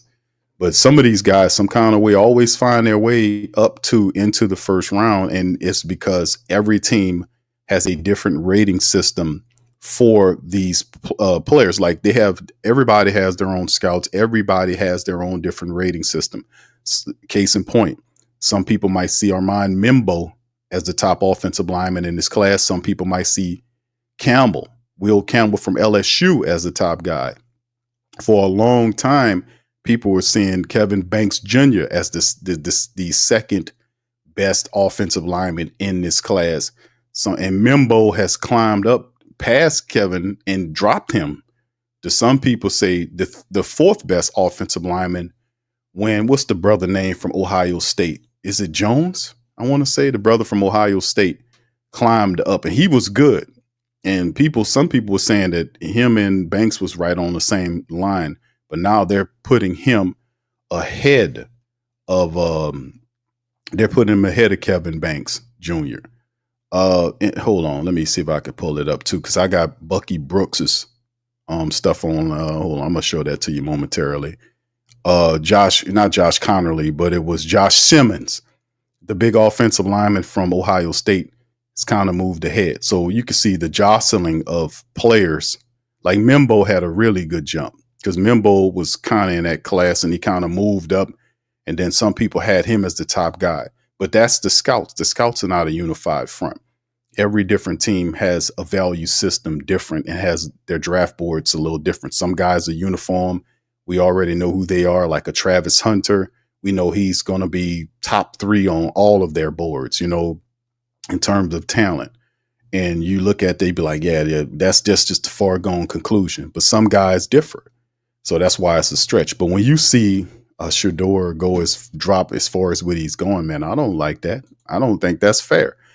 Jonathan Johnson said, what's going on, Big Q? Always a pleasure being on your platform. But I will say this, the rebuild is real. I really feel like we need a different look at the quarterback position. Value at pick 9. Thank you, brother. Appreciate you for stopping by. Much love, man. Always appreciate you as well. All right. And we're going to get to that momentarily. Let me show y'all some stuff here. Thank you, DC. Shout out to my dog, DC, chiming in already from the Caribbean. DC, is that internet service really good down there? Shout out to my dog, man. Appreciate. Shout out to my dog down there. All right, he sent me this. Is this your mock draft, DC? Is this your mock? Is this yours, bro? Let me see here. Is this your mock, DC? All right. Shout out to Deborah, man. Much love to Deborah, man. Appreciate her too. All right. Shedeur. Okay, DC has. Is that your mock, DC? He sent me his mock. Shedeur. He got Shedeur Sanders at 9. Omarion Hampton. Okay, DC. I see what you're doing, brother. You got Omarion Hampton at 40. Harold Fanning Jr. Okay, DC swinging for the fences with the offense. You got Shedeur at. And hold on, that's not right. Online now. Online. Oh, he made a trade. Okay, that's what it is. Okay, DC traded back to 10, but it's not showing me what he traded to move back to 10. What you gave up to move back? He traded back to 10 for whatever reason. He got Shedeur at 10, Omarion at 40. Okay. Harold Fanning Jr., the tight end from Bowling Green at 71. Torrey Horton. He gave Torrey Horton, a wide receiver from Colorado. Okay, DC, this is not bad. He got an edge rusher from Central Arkansas, David Walker at 112, 131. He gives you an offensive lineman in Luke Kandra, and then he goes defense with cornerback from UTSA, Zay Frazier, Nazir Stackhouse from Georgia, the interior defensive tackle. I like Stackhouse. And then the wide receiver, and Andrew Armstrong from Arkansas. So, DC, you got nothing but offensive. Well, you got 1, 2, 3 defensive players, and DC went to work on that offense. So, Shedeur Sanders, Omarion Hampton, which, man, that's big. I would love a Omarion, but see, what does that do with Kendra Miller? DC just pushed Kendra Miller clean out the way. And Harold Fanning, I like Harold Fanning, man. That's some good. Torrey Horton is also a solid wide receiver from Colorado State. So DC got some good people there. All right, shout out to you, DC, bro. Appreciate you, my man. DC chilling in Jamaica, man. Jamaica. All right. Anyway, let's look at this list right here, man. About Bucky Brooks, and let's see how Bucky Brooks has this stuff going, because I like to show people this. And Bucky Brooks is one of my favorite scouters, man. You know, I like him better than Mike Mayock or some of these other guys. No disrespect to them. But I like Bucky Brooks because he's consistent. He's a good scouter. And this was his top 5 rankings and what he did. You know, and this is his most current rendition of them. With quarterbacks, look what he has at the top of the list. He got Shedeur Sanders there. And that's what I was saying before. Now is Shedeur Sanders has been over Cam Ward the entire college football season. It was like 1A and 1B. The whole time. And then you get right before the draft and they kind of edge Cam ahead. Now Shedeur is not even considered. Like I just played, the reporter from CBS, Jonathan, he was saying that, boom, they're sliding. That he's a mid-first rounder, and now he ain't even, some people don't consider him a first. I'm like, what? That's BS. That's BS, fam. That's BS. That's obvious BS. All of a sudden, a week and a half before the draft, he's not. Well, he ain't even the first round quarterback. No, I don't swallow that garbage. Because he says he wanted teams to such and such, man, get out of here. If a team like say for instance, if you have an opening for a quarterback and they know, and the Browns, we'll see what the Browns do. But the Browns do stupid stuff anyway. That's why they're a bad team, because they got dumb leadership. You know, no disrespect to the supporters. They just got to deal with it like we deal with it here. Hell, the Who Dat Nation's intelligent. We've been telling these people to stop doing this nonsense. I think they do it out of spite. I think Mickey Loomis makes these decisions just to thumb his nose at the support base. I really do think that, because some of this stuff don't make any sense at all, what he does. It doesn't make any sense. This stuff is not hard at all. They copy each other everywhere, and all of a sudden he just can't seem to get it right. It don't make any sense. This is a copycat ass league, fam. They copy each other all the time. They copy their movements. They take their personnel. You know, how you can't copy success, and they got teams out there that's successful doing it. You can't turn around and look at what they're doing. It's not like it's a secret. They're doing everything out in the open. They copy philosophy, they copy strategy, they steal each other's coaches, all this kind of stuff. You mean to tell me you can't put together a blueprint for success here in New Orleans? Just doing all this ridiculousness over and over again. But Bucky Brooks has Shedeur. See that for yourself? That's Bucky Brooks saying Shedeur is over Cam. Then he sees Jackson Dart as third, Jalen Milroe, and then Kyle McCord as the fifth best quarterback. That's according to him. His breakdown is the 2025 quarterback class lacks the pizzazz of last year's group, but a few prospects could pop as stars at the next level. Shedeur Sanders displays blockbuster potential as a pocket passer in college, transforming Jackson State and Colorado into winners. And don't forget, both of those teams wasn't doing that good. And primetime and his son goes in, like they saying this stuff about Shedeur Sanders, his primetime son. Of course, he's his son.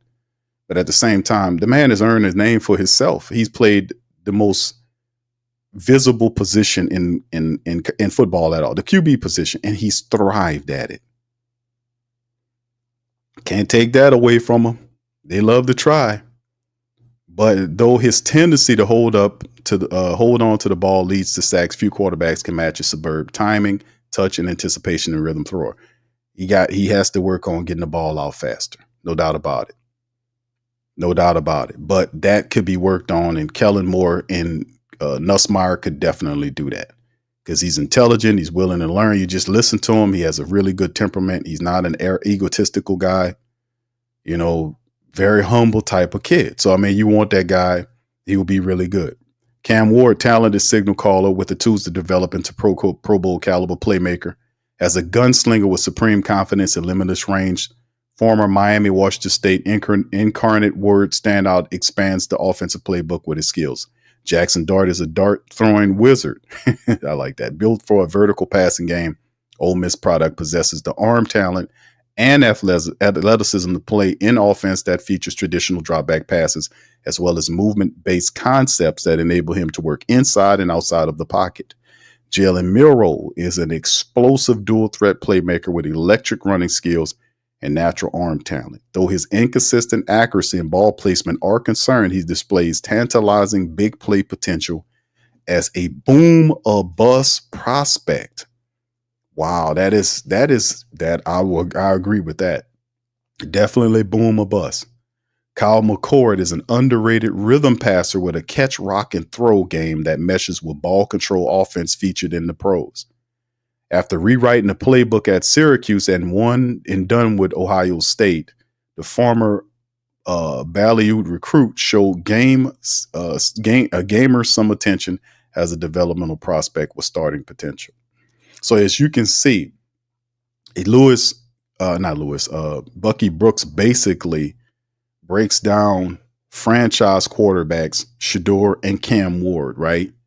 Then goes to Jackson Dart, then kind of goes into the boom or bust prospect that is Jalen Milroe, and what he termed Kyle McCord as is a prospect with developmental starting potential. Kyle McCord, tall, and like I said, McCord to me is probably my most underrated quarterback that I like because his game is very evident. Like he led college in passing last year. And he stood in there. He delivered all kind of throws. He don't have the biggest arm in the world, but he has enough pop on it. He can make all the throws. He throws you open. He understands, ball placement, really intelligent. Processing speed is really quick. And had he had more athleticism, Kyle McCord would be up there past Jackson Dart. But if you'd have had, if you could take a gene smasher and take Jackson Dart and Kyle McCord and put them in the gene smasher and make them one person, that'd be your top quarterback right there. Because McCord's accuracy, his processing ability, making all the throws, and you mix Jackson's athleticism and his strong arm, and you just them two guys right there. That's number one quarterback right there.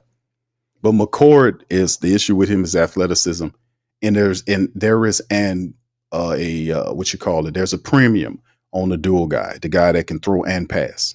There's a premium on those guys. They help out. So Jackson Dart is, in my opinion, is going to climb into that first round. It depends on who's going to select him, but I wouldn't be surprised if Jackson Dart went somewhere in between the middle of the draft or whatever the case may have been. So, I mean, we'll see some climbing going on. All right, then, of course, this is Bucky's running backs list. He has Ashton Genty. Everybody agrees with that. Omarion Hampton, who DC picked there. Travion Henderson there. Quinshawn Judkins. Now, I would put Judkins ahead of Travion Henderson. No disrespect to Henderson. I just like Quinshawn Judkins' size. 6 feet, 225 pounds. Running back, I think he's a guy that can come in and to me, it's like he's awesome. But Dalen Sampson, dude responsible for like 23 rushing touchdowns for Tennessee. So these are big play guys. And then to kind of go down the list here, he had Caleb Johnson from Iowa dropping out. Wide receivers, he got Ted McMillan, but I think still at 1. Matthew Golden is climbing. That previously wasn't ranked, but he's climbed. And then you see the Ohio State receiver Emeka, and then Luther Burden III from Missouri there. Isaiah Burden III is awesome, but he's just undersized. That'll be a guy, a lot of people look at him as a day 2 pick. Isaiah Bond is climbing too in terms of the wide receivers. All right, tight end Tyler Warren, Colston Loveland from Michigan has climbed up. You can see Harold Fanning, for whatever reason, is dropping down because he was considered the second best tight end in the class. Colston Loveland was in 4th, was down a lot further because I really like Tyler Warren, Harold Fanning, Mason Taylor would be my 3.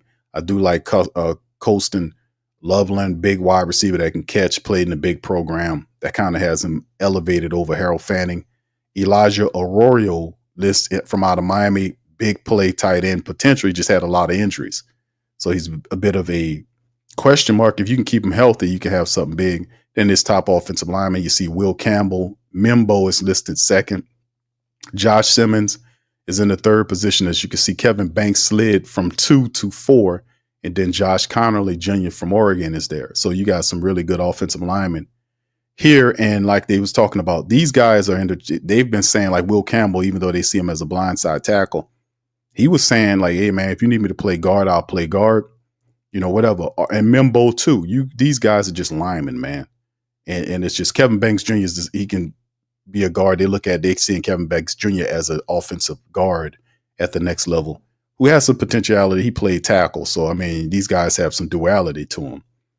And they're going to get drafted early. Interior offensive lineman. There you see Tyler Booker, Donovan Jackson from Ohio State, Gray Zabel from North Dakota State. This guy here, I seen tape of him. He's pretty rough. And, of course, you go down to the defensive tackles, Mason Graham, Walter Nolan. Walter Nolan is a beast. Graham is the highest one. Kenneth Grant, his teammate, man, is another massive force. Be fortunate to get a Kenneth Grant or Walter Nolan on your team, man. Darius Alexander's not bad either. The defensive end, Shamar Stewart, Nick Scorton, Jack Sawyer from Ohio State, Landon Jackson from Arkansas, and Princely. So, from Ole Miss, these are really good, talented defensive ends, man. Jack Sawyer is a football player, man. I'm surprised JT's not up here, but he might have JT at a linebacker or something. I don't know. Scorton is another guy that people talked about that some people mocked the Saints to get early on. And Landon Jackson, I don't know why people are not talking more about Landon Jackson. That dude he's something else. All right, and then outside linebackers, they got Abdul Carter as an outside linebacker, James Pierce Jr., who I love from Tennessee. He's awesome. Mike Green put in a lot of work for Marshall, had all those sacks. You see Williams from Georgia there as well. And they have them penciled at linebackers or outside linebackers. This is his view. Inside linebackers, Jelani Walker from Georgia, Jahad Campbell from Alabama, Barrett Carter from Clemson, Stutzman from Oklahoma, and Schwessinger from UCLA. There was some mocks that had Carson Schwessinger. I think the Saints talked to him. He could be an interesting spot. So Saints could use linebackers too. So like I said, in this draft, depending on where you go, you can do some great things. The cornerbacks under Bucky Brooks, Travis Hunter, Will Johnson, Siobhan Revel Jr., Benjamin Morrison, and Trey Amos from Ole Miss. Good cornerback pickup right there. Nickelbacks and Jade Barron, who's the best cornerback in college. He won the award. Maxwell Hairston from Kentucky, solid. Jacob Parrish, Quincy Riley, and Elijah Hustle. So, I mean, Huzzy, these guys are I'm gonna have to look at Huzzy's film some more. Safeties, you see Big Nick at the top of it with Malachi Stark, Xavier Watts from Notre Dame is another solid one. Jalen Reed and Sebastian Castro from Iowa is a solid safety too. So we got some really good play. You can see Malachi kind of dropped a bit. Xavier Watts is awesome, man. Whoever ends up getting that guy. They got in Kevin Winston Jr. from Penn State kind of fell out of his top 5 according to Bucky Brooks. But this is Bucky Brooks stuff. Like I said, I like Bucky Brooks's his picks at some of these. I think a lot of how he looks at these players, I look at them the same way. He also see Gunnar Helm at the tight end position from Texas fell out of his top 5. So did Trey Harris, the wide receiver from Ole Miss, fell out of his top 5 wide receivers with Ted McMillan. Now, I do think Ted slides here, but I don't know how far Ted McMillan slides. Now, for a guy to tell you he don't like watching film by himself and he really don't like football that much, and then the last couple of years, all he does is make touchdowns. I just think that, hey, man, if I'm a coach like Coach Williams, Coach Keat here in New Orleans, and you get a Ted McMillan on your team, and you're like, okay, we're going to find a way to make you understand that football is fun. The guy, if he's telling you that and you believe that, and he's just not capping, and he did what he did from a college standpoint, not liking it, imagine what you can do with a good coach, because that's a challenge. Because it ain't like he's a wide receiver, a floppish, clownish wide receiver that's out there just lazily not doing anything and not living up potential. But he's not even pressing on all of his potential like that, and he's still getting these kind of numbers. Imagine that's a coaching challenge to me.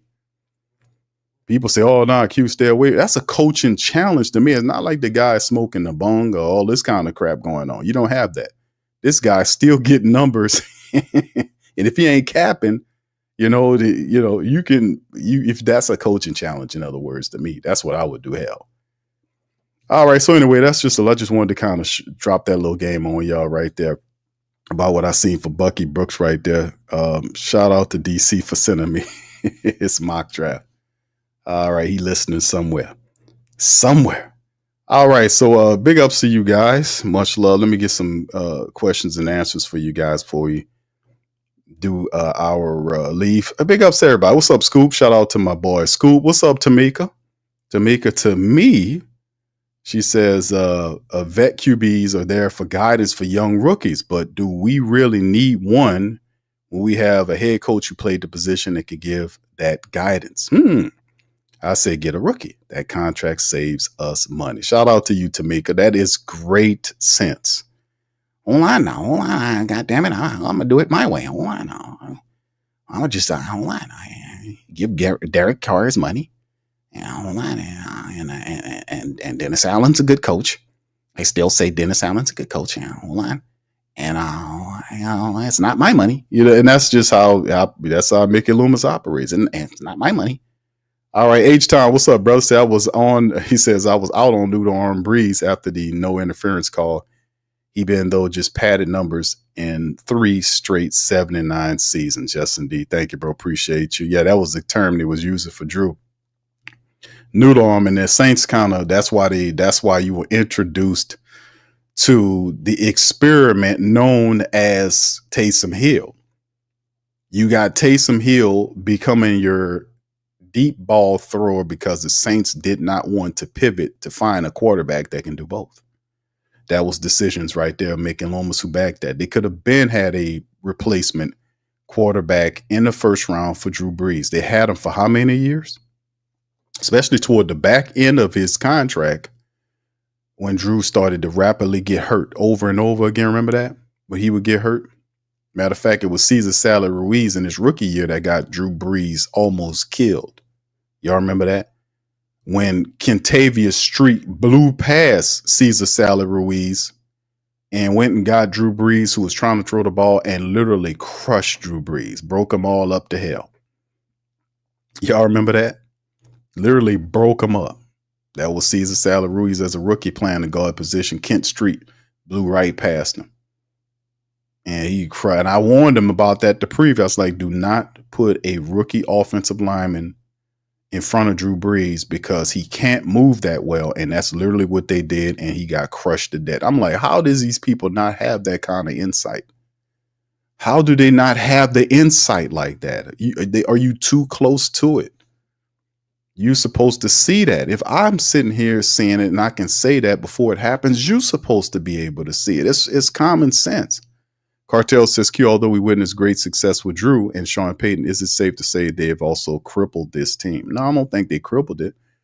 All they did was elevated the bar of success that the Saints had. They elevated the floor in which the Saints were supposed to get up there and play on.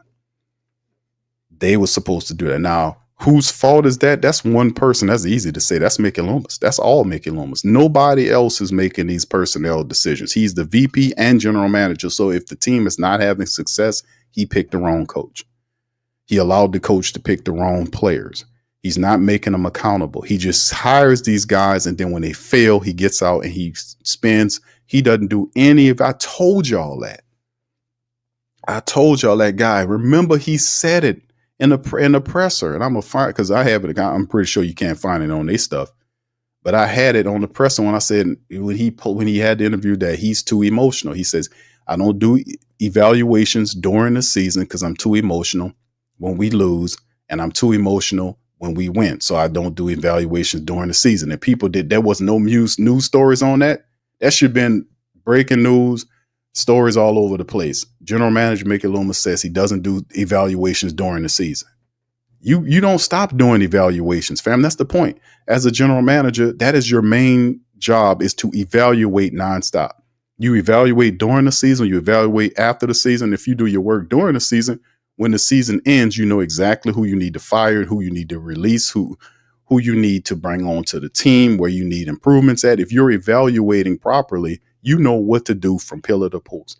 That guy doesn't know his team. He doesn't talk to these players. The reporters have told you that. Kat Terrell told you when she asked Mickey Loomis at the end of the year when Dennis Allen threw his team under the bus because of the Atlanta sneak move, Mickey Loomis, she asked Mickey Loomis in the presser. She said, Mickey, you don't usually talk to the players. What made you want to do a end of the season a meeting with the players? Well, that's between me and them. But then they kept pressing on him later on in the press, and he revealed, and I just want to let everybody know now, you're not going to be comfortable. They're not going to be comfortable. I'm like, what? I had to do that Russell on their ass. What? Bro, what are you talking about, man? That's what I was like, man, what are you talking about? What are you talking about? The only one that needs not to be comfortable is your wretched ass. The problem has always been Mickey Loomis. He's been living off that rep about him being as great as what he is. And I told y'all that was Sean Payton telling him what to do. Just like it was LeBron James telling David Griffin, who was the general manager of the Cleveland Browns that time when LeBron went back to Cleveland and won that championship. That was LeBron James telling David Griffin what to do. Get this guy, do this, do that. And they won a championship with him doing that. And David Griffin said he hated that. Well, guess what? They weren't going to win no championship if they left it to David Griffin because he's an idiot. He don't know what he's doing. He's talking about building, having a team full of good human beings. And all the NBA do is beat up on them. Well, you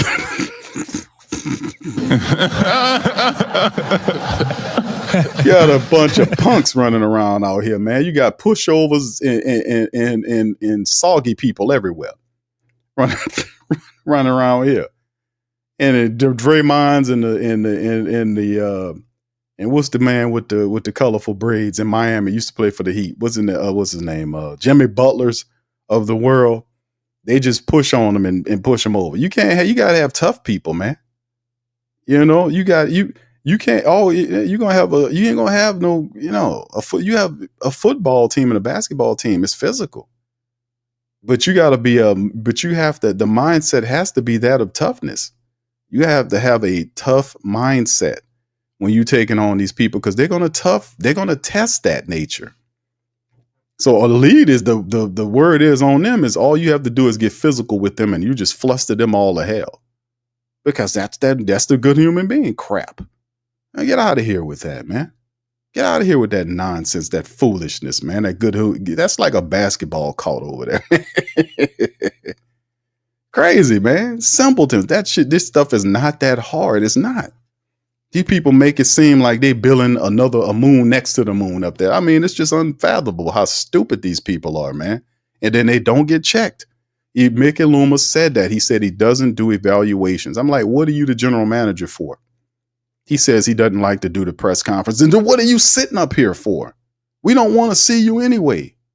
Get it, because he's an attention whore.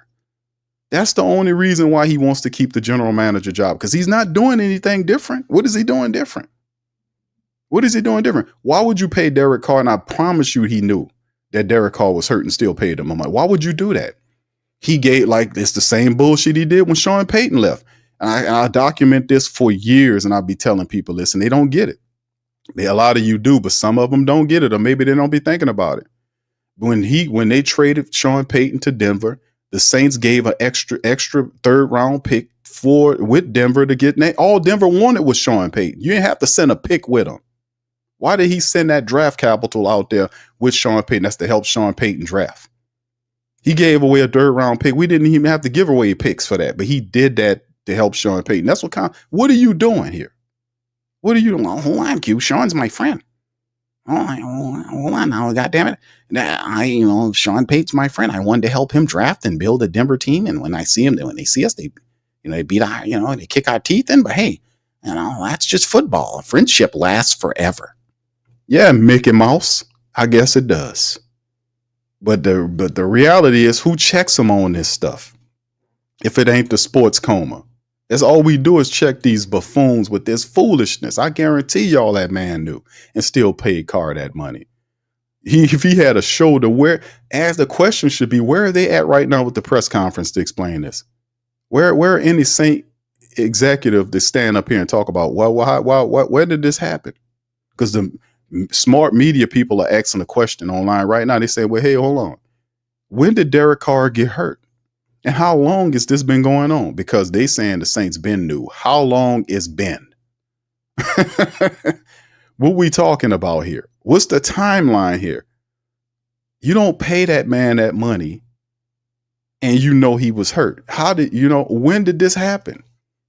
Will you get that information? Ask the questions. You ask the questions that make the most sense. How long has Derek Carr been hurt? When did this hurt happen? And how long did they been knowing about this? What's the timelines here? Because I wouldn't be surprised if Mickey Loomis knew this and still paid him. That would not surprise me at all, based on how he operates with this money.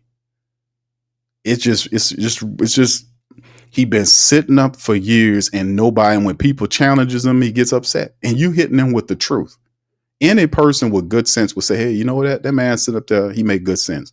He make good sense about this, about, being responsible with the money, because we can be able to do this, that, and the third.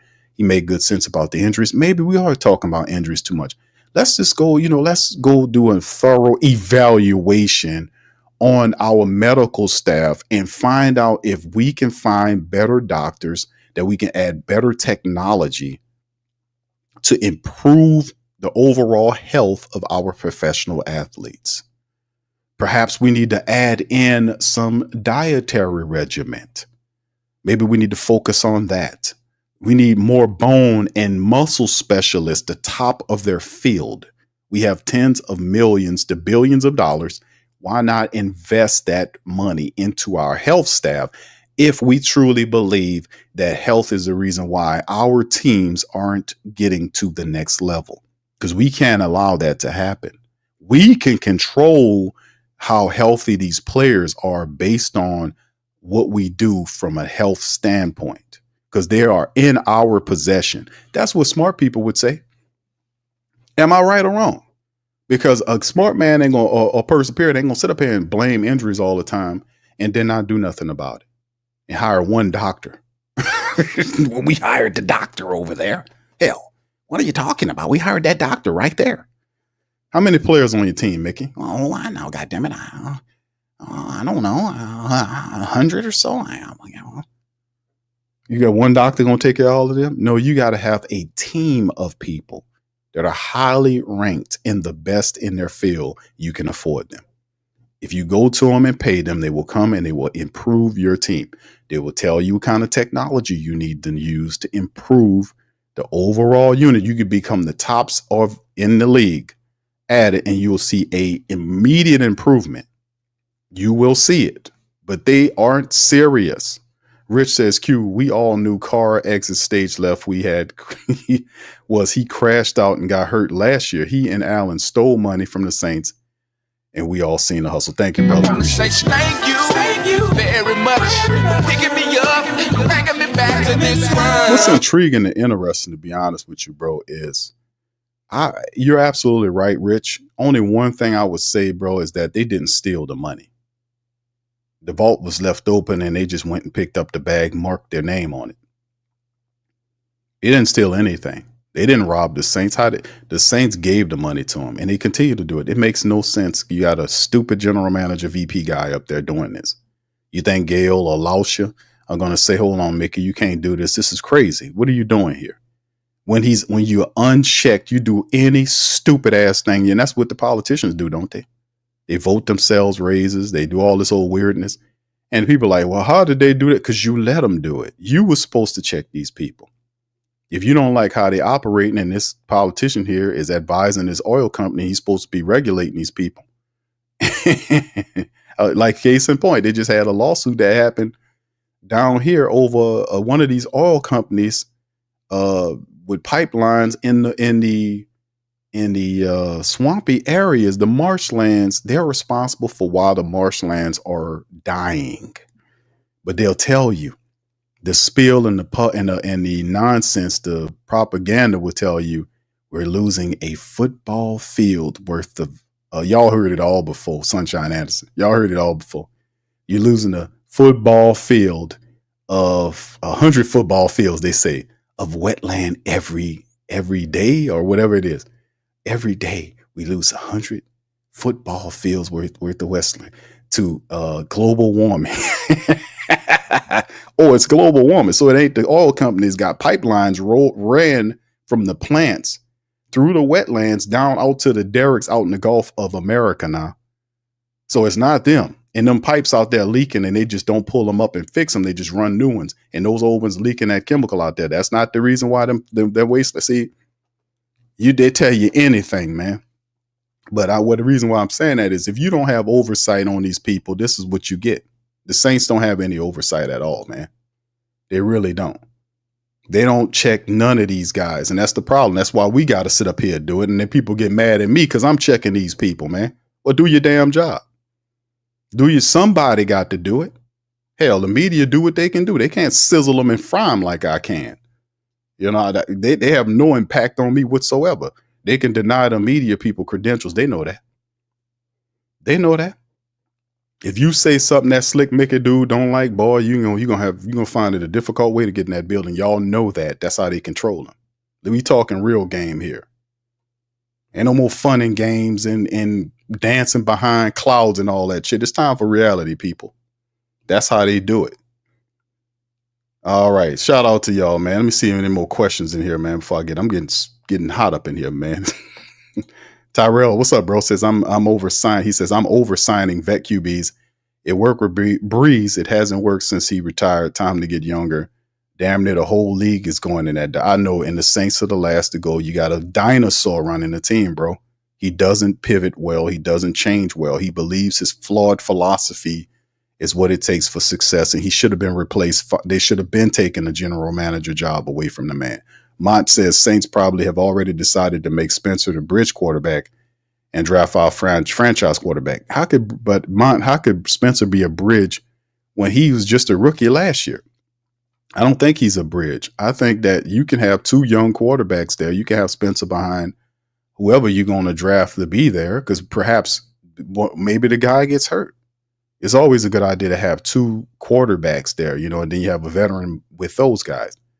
I would rather have two young, good quarterbacks and a veteran than to have one good quarterback or, with no options.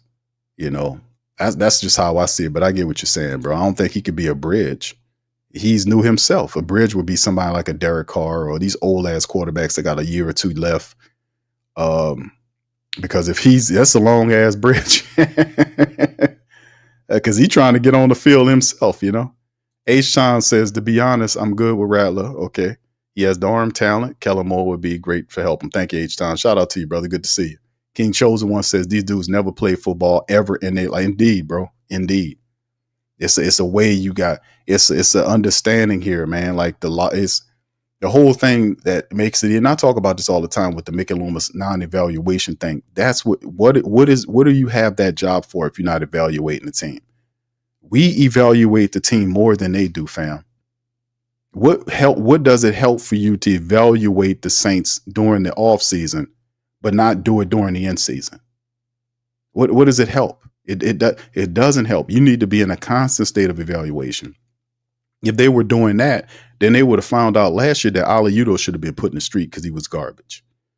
When you found out Aliudo was that bad, he shouldn't have been paid. He should have been put in the street. Him and Cedric Wilson Jr. If we would have stopped pity patting with some of these guys and found better backups, we could have salvaged some wins. And plus, that's a good message to other people around him. It's like, man, you better start studying that playbook. Get your ass over there. What you got to do? Play video games all day? No, your job is to be a backup here. You need to know that playbook. You need to be practicing all the time. Even when practice is over with, you go somewhere in the backyard and start practicing. Do what you got to do. You're not cutting grass for a living or building a house or none of that kind of fixing cars. You ain't doing none of that. You're a backup player at the offensive line. You need to be working on your craft. You need to be lifting weights. You need to be working on your stance and improving yourself and getting ready for your opportunity to play. That's what backup's supposed to do. I do not have any tolerance for backups who are stupid, that don't know their playbook, don't know who to block. I have no tolerance for that. Who has more time than a backup, fam? Seriously. Who has more time than a backup? What is the backup doing the majority of the time? He's watching other people play. He has all the time in the world. I have no tolerance for bad backups. They might not be as good as your starters, but they're supposed to be ready to go. That's what a good coach does. You're paying these people handsomely for that. Stop me if I'm not telling the truth. If you realize that Shane Lemieux, who I call Shane LePew because he stinks, and Ali Pudo or Udo, whatever his name is, and all these other people that was stinking it up as backup offensive linemen, didn't know who to block, was slow to the party, all this kind of stuff, I would have put their asses in the street and found me better offensive linemen. Did you get that? Because the game is, we have to win games. We can't use injuries as an excuse to lose games. We have to win. We have to win. We have to win. We have to win. And that is what it's about. If you sitting up here playing with these backup players and they're not handling business, you put them guys in the street. That's a message to them other people. Oh, shit. Did you just see what they did to Ollie? You know, they put them in the street. Man, I better start studying my playbook more. Yes, sir. That's what the message I was sending, that we're not playing with you. You're not going to sit here and get money for free. You're going to earn every bit of this money because that's the Who Dat Nation. We about the business down here. Stop me if I'm not telling the truth. These people do not operate with that same energy. That's why they're losing every damn year. And then blaming the injury monster every year. I'm like, when you think people that stupid to keep, they got some of that. Oh, I ain't gonna lie to you. That'll keep doing it over and over. They'll go for it every year.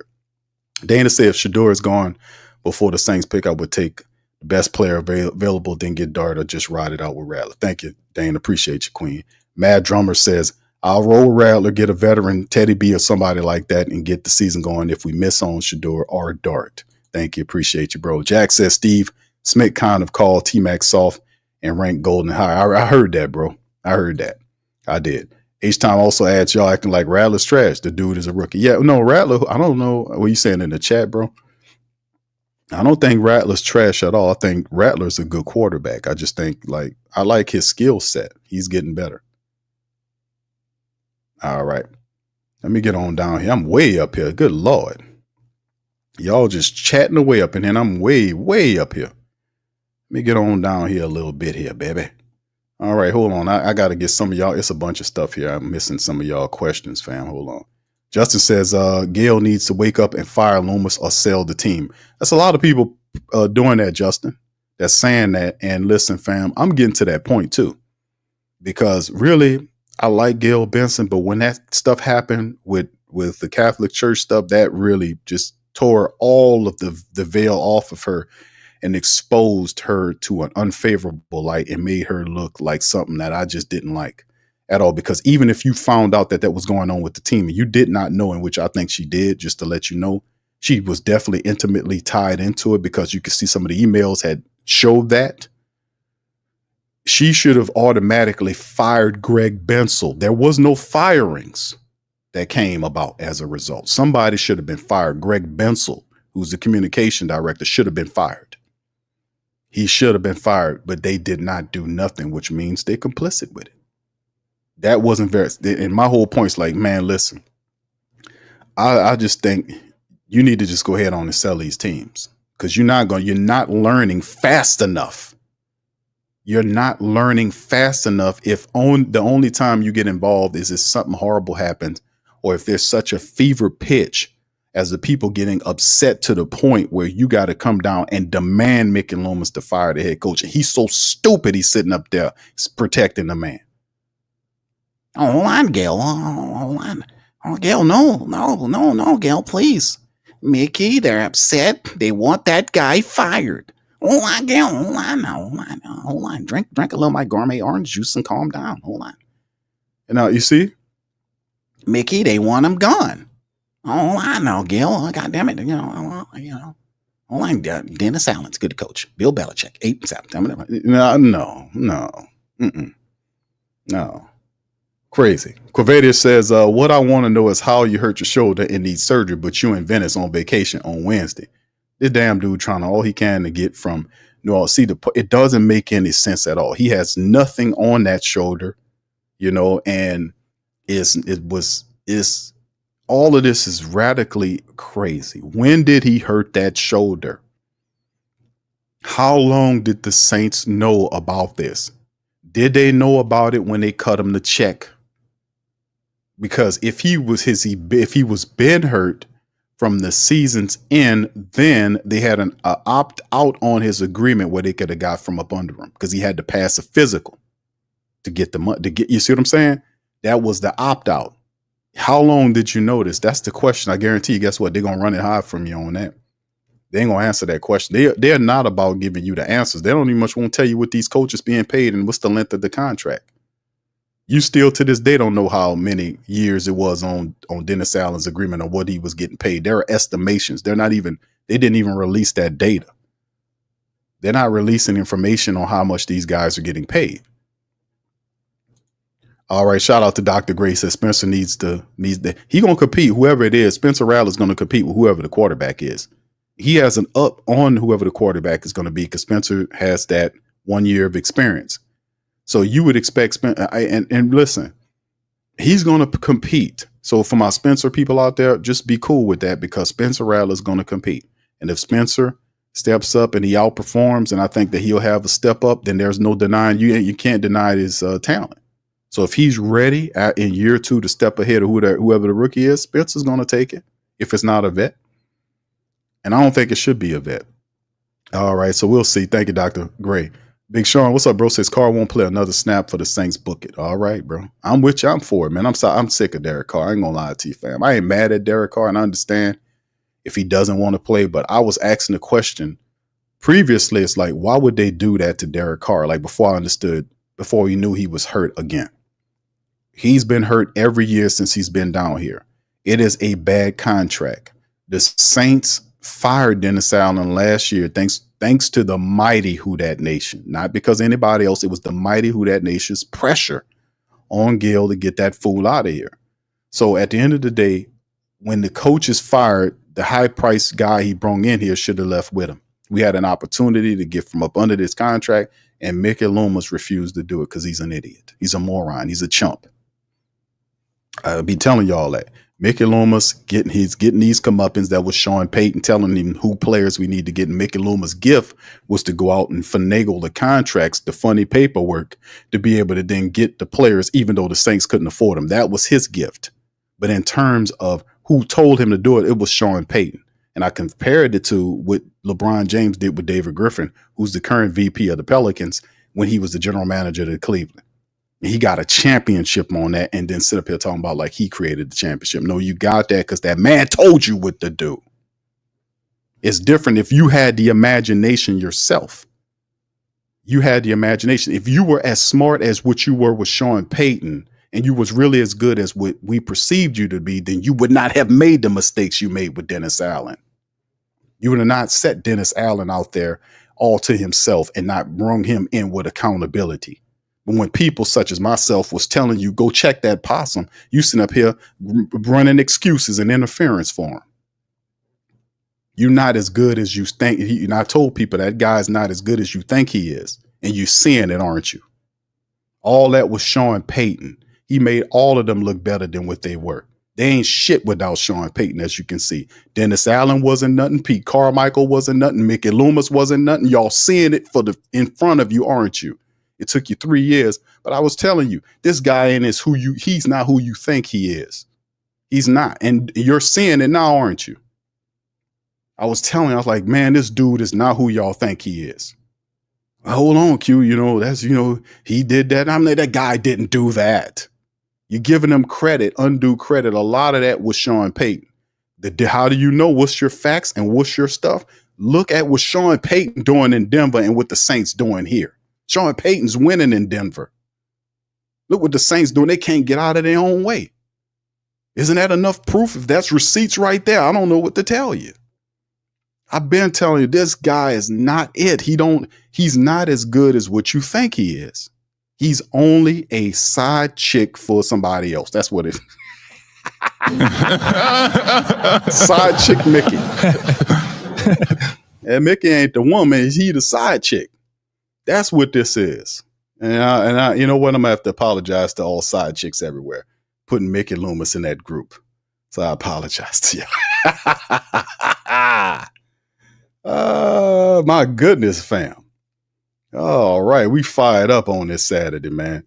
All right. Who that daddy says, what good is a car that sits in the garage with a flat tire?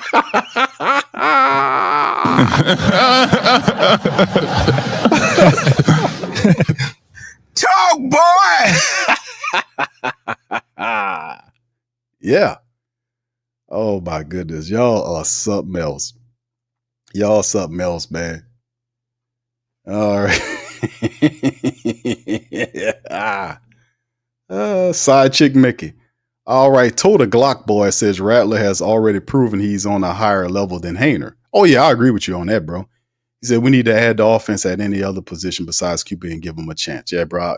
But like I said, I see what you're saying. You like Spencer. But the thing is, when you talk about Spencer Rattler, that's what I was saying. The last 3 years, each group, you got 3 new offensive coordinators 3 years straight. They're going to want their own guy. You see what I'm saying? They ain't going to rely on the next guy or the guy somebody else chose. They're going to make the choice for themselves, and you're going to see that. That's why it's a quarterback here. But Spencer will, if whatever the scenario is, Spencer going to stand tall, man. He going to compete. So you better believe that. Thank you, bro. Chief Peanut says, but who brought Sean Payton to New Orleans? Sean Payton was a person that was interviewed by several teams, but he was in a group of people. McCarthy was in the group. Sean Payton was in the group. Gary Kubiak was in the group.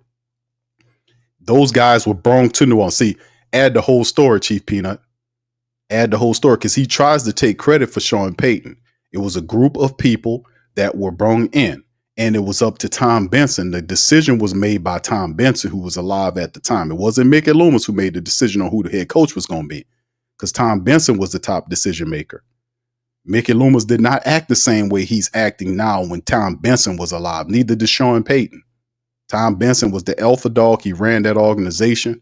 If Sean Payton did something he didn't like in these games, he'll call Sean Payton up into that room and he said, well, he would talk to Sean on why he did this, why he did that.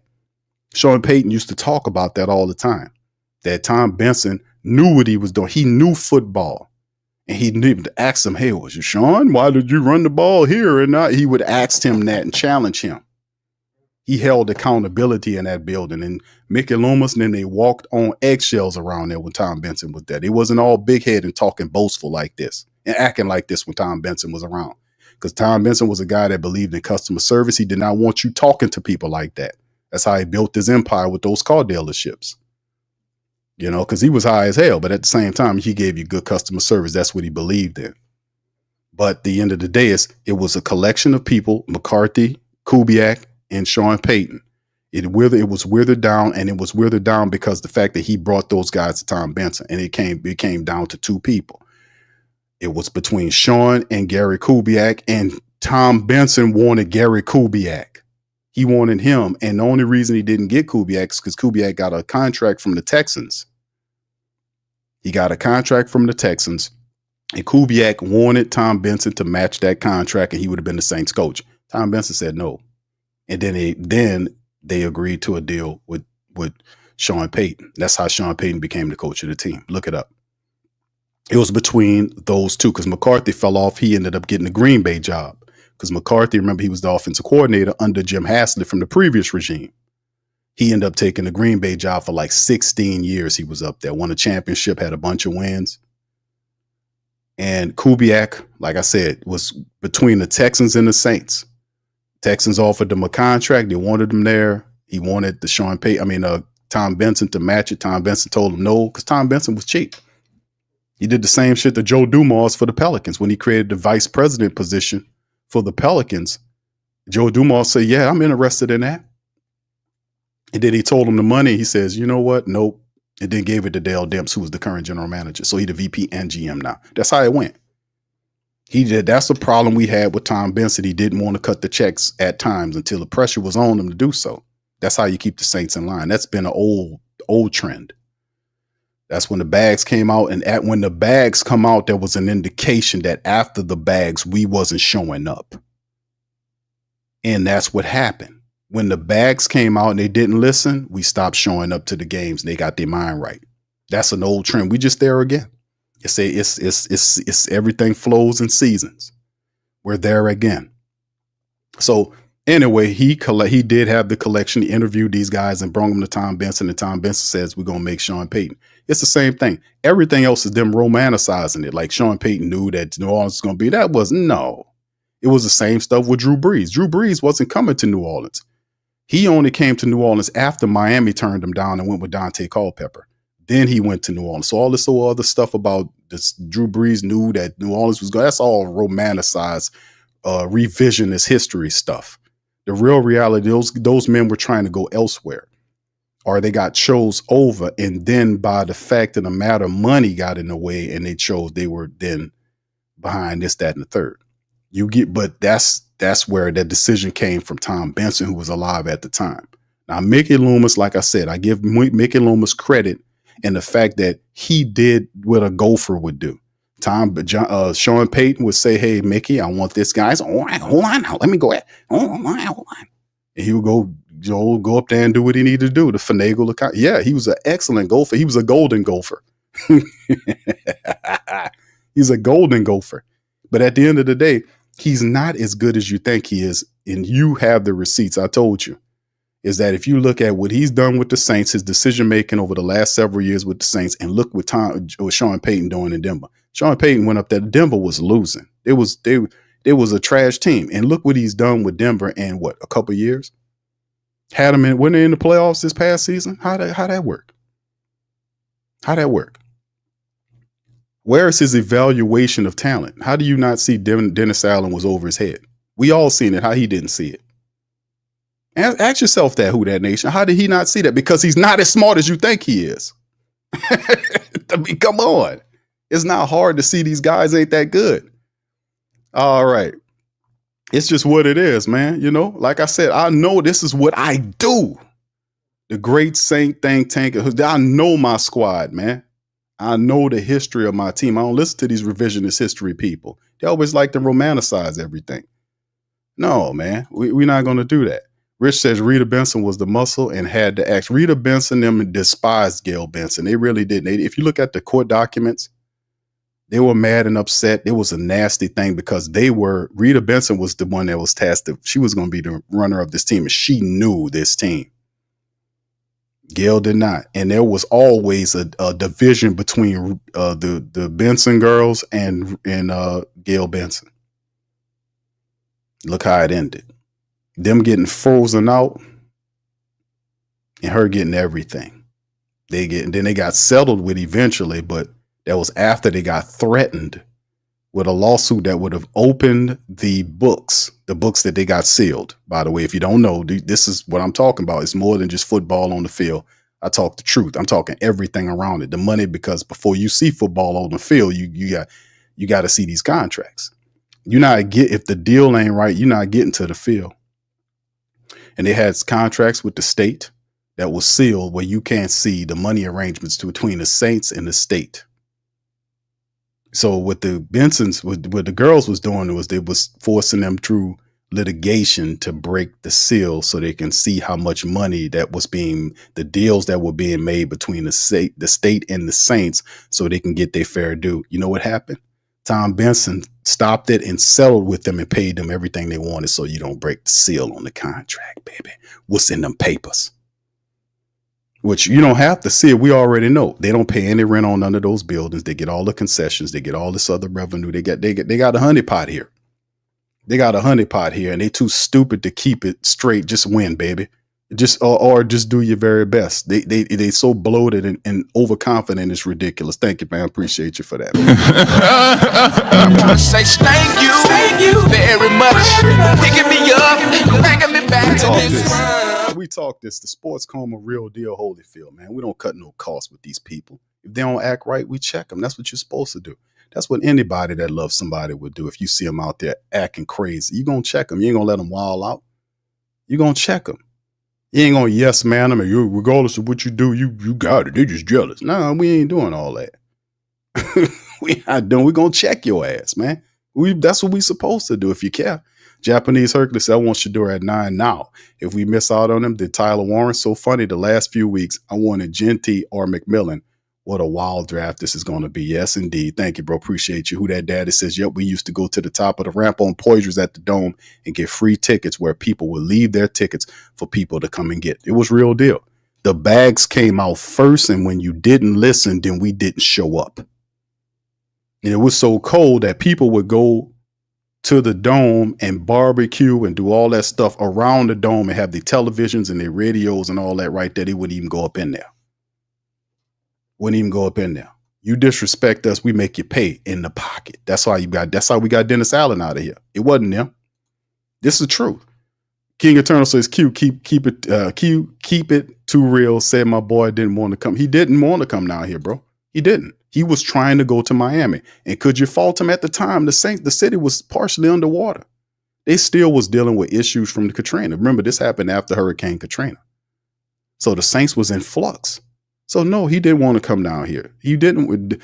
Drew Brees did not. He was trying to go to Miami. That's the truth. People don't realize this because they've already changed the narrative. I'm telling y'all, go do your research. Nick Saban.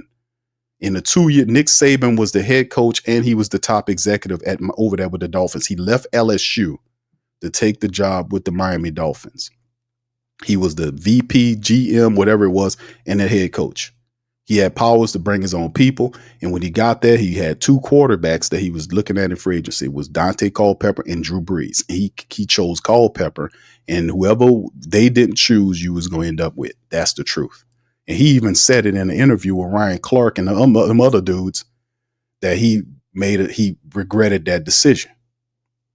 That's the truth. That's the truth. He was trying to go to Drew Brees was trying to go to Miami and didn't get chose. Then he came to New Orleans. That's the truth. That's how it went. All this other stuff, man, that's bullshit, man. It's revisionist history stuff. That's the truth. Go look it up. He didn't come here first. Barry, he's seen the offer. He came and talked to him for the offer, but when it came down to it, he wanted to go to Miami. Said, don't that hit differently? It hit differently, man. All this other stuff is revisionist history. They're trying to romanticize it. Barry said the Saints were tight and spending money on coaches and players until recently. Mickey is running the Saints like a bad low-budget car dealership, bad ownership, terrible management, and old technicians. Indeed. Thank you, bro. Appreciate you, Barry. Shout out to you. Jack says, he said, you also forget the NFL is revenue sharing, so they don't have to do anything but put a team on the field. They don't need to be good. Then why we need, that's not necessarily the truth. They do share revenue. That is indeed the truth. But at the same time, each team, based on what their market is, they can get more money. They do get a cut of each other's money, but at the end of the day, you still have power over the team. You're just not subjected to what they got going on and just have to put up what they give. That's bullshit, man. In any common economical thought process, if you go to a bad grocery store or any dealership or any place, period, that has bad service and they don't ingratiate themselves to the supporters of it, they're going to lose them. They're going to lose them. And even though the Saints are only professional team in this market, they still would want you to go down to the games and fill up the dome. They still want that concession revenue. You know how much money revenue sharing is one thing, but they get a lot more money if you're at the facility buying the concessions, the overpriced jerseys that are made in another country that they charge you 3 to 4 times what they're actually worth. They don't give you any deals. The concessions are overpriced and going up despite the fact that the team is losing. If revenue sharing mean anything, then why would they need to do that? Why would they not give you a break and a discount on that? Because they're money hungry. And it's up to you to check them on that. They drop prices according to what you do. That's why they watch you. You run it all. I've been saying that. That's the biggest trick that they did in this world is create something like you the follower of it. Like you just a fan. All you had the power of is a fan of a fanatic. All you can do is just go to the with your shirt on and your flags. And no, you got more than that. That building ain't their building. That building was paid for by taxpayer money. If any revenue sharing should be going on, it should be going on between the taxpayers who built that building. They need to be getting something back from that for that. You just can't use, and that's a big problem. Using taxpayer funded facilities for private use is a problem because they're not giving you anything. They're not giving you discounts on tickets. They're not giving you discounts on concessions. They're not giving you discounts on merchandise. They're raising and jacking up the prices. Is that a good deal for you? You, like I said, it's the power of the dollar, and you have the dollar. They want it, then you got power over them, brother. I can't explain it no easier than that. All right, 504 Chrissy, how do you not draft Shedeur if you're the Saints, Q? You should at any cost. You should pick him up, bro. Shedeur, I mean, with Derek Carr, you ain't going to get Cam Ward. So I mean, the next quarterback they can aim at is Shedeur. The Saints are not going to trade for any veteran quarterback right now. Why should they? Kellen Moore's here. Let him get his own guy. If Kellen likes Shedeur, let Kellen go get him. I just don't think he slides. I don't know. We'll see. We'll see how it goes, man. Wackier things have happened. That's right. Chief Peanut said they were trying to move it to San Antonio. Tom Benson threatened. He threatened the city. And you know what the family members did? They said, you take that team and you get your ass out of here. He ain't go nowhere. He was threatening Tom Benson prior to Katrina. Y'all do y'all research because I talk about this all the time. Tom Benson was threatening to move the team to San Antonio and play out of the Alamo Dome. And he was playing games with San Antonio because he had a dealership down there. He had businesses in San Antonio. He had car dealerships down there. So he was threatening, but he had no intention of moving the Saints. He was using it as a ploy because he wanted a brand new stadium and he wanted you to pay for it. He said he was tired of the dome. He wanted a brand new open air stadium. And people are like, what? Who gonna go and watch the Saints in New Orleans in August and September with an open air stadium? How hot it is down here? Is you a fool? We're not doing that. My New Orleans people down here, my people that's used to you gonna watch the Saints in an open air? Are you out of your damn mind? We're not doing that. And then he wanted you to pay for it. And they had a place. It was the old war lumber site. It's an old war lumber site. They wanted to demolish and build a stadium at right near the river. They had it all picked out. All this was a part of it. Then you know what changed? Katrina came in and demolished the city. It destroyed the dome. It destroyed the arena. It wiped out a lot of stuff. And after it was over with, the federal money and all that stuff started flowing, and they took the opportunity to then renovate the dome the way they wanted to. And it was up until last year that they finally finished one of the final renovations, which was over $500 million. Was $200-something million or whatever it was. $280 million. One of the last renovations, or the whatever they call it, when they started cutting holes in the roof to put windows to allow light to come in and take out the escalators and all this, add this kind of stuff and open the concourse all wide and all that. They did all that with the money. And you got to pay that money back. So like I said, man, these people, that's how she the richest person in the state. She don't pay no taxes, man. Not like that. And the charities is a way to create an umbrella for your, I mean, come on, people. Come on, my business people out in here. The charity is good, but it also has an economic component to having a charity. That's why the players do it. The players all have, the smart ones all have charities that they champion because they act as tax umbrellas for their money. So you get the good press of doing a good work with charity as well as getting your money protected from taxation. Come on, man. Where my people's at, man? Where my money people's at? Come on. This game, man. I'm giving a good game here. All right. Anyway. All right. Eric White. What's up? Eric says the Saints and Pelicans are increasing. I know, Eric. Bro, shout out to you, brother. Yes. Yes, sir. They're increasing the prices. How you the Pelicans got 21 wins right now. They falling through the floor. They lost by 49 points last night. Let me say that again. Let me hit that Russell for him there. What? Bro, what are you talking about, man? What I'm talking about, Russell, is the fact that the Pelicans lost by 49 points last night. They're a 20-win team, 82 games in the season. They won 21 games. They got one game left tomorrow against a team that's going to kick their teeth in the OKC Thunder that, 66 wins.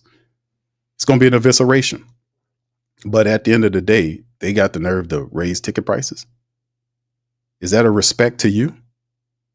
What is your recourse for that? What are you going to let that happen? What you going to do? You have all of the power. Don't sit there like these just because they got some money collected. They're getting the money from you. The money comes from you. The money comes from you. If money is power and the money is coming from you, then who's in control of the power?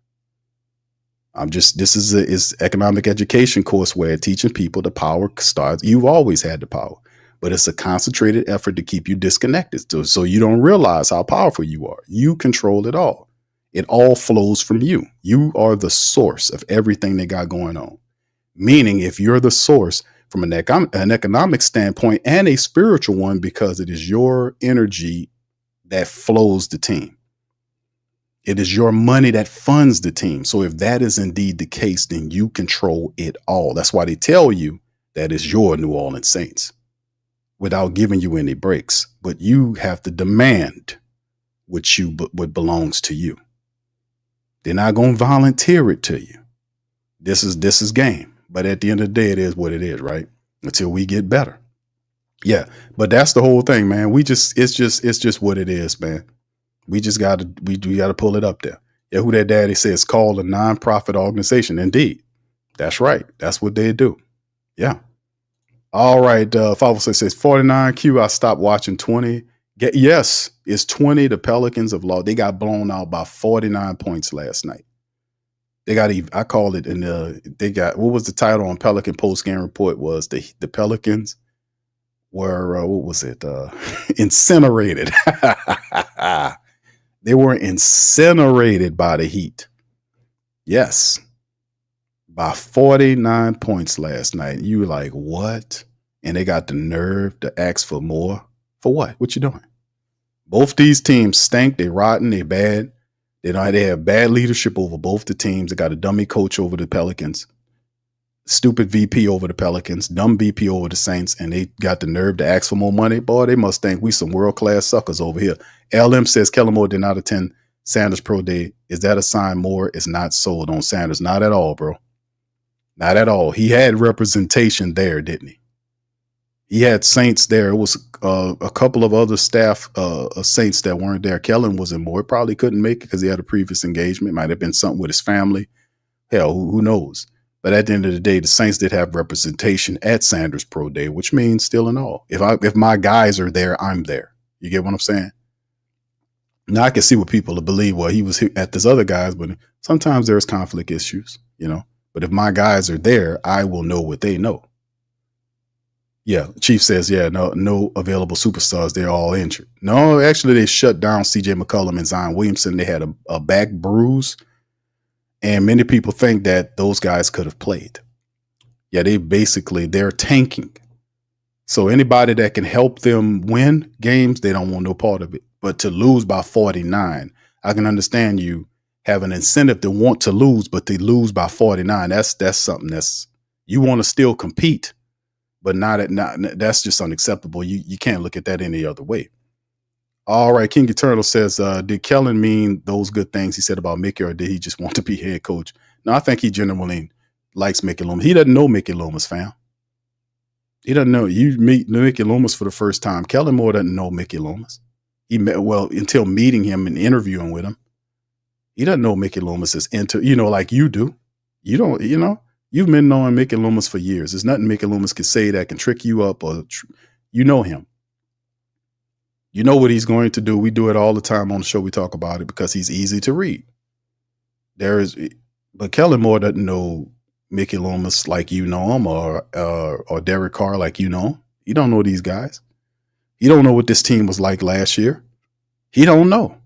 He coming in here, eyes bucking, boy, look like a young JFK or something. I don't know what's going on. But he, at the end of the day, he come in here smiling.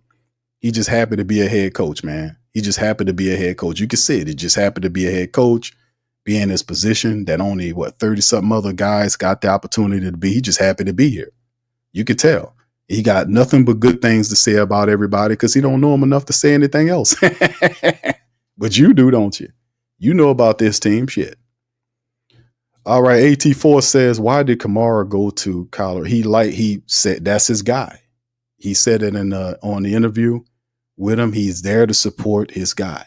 He likes Shedeur a lot. I think him and Prime, and of course, like Prime Time and Alvin Kamara, they got they're friends. Like, they respect relationships. Like, Prime is cool with a lot of pros, like a lot of really, because Alvin Kamara is an elite level player.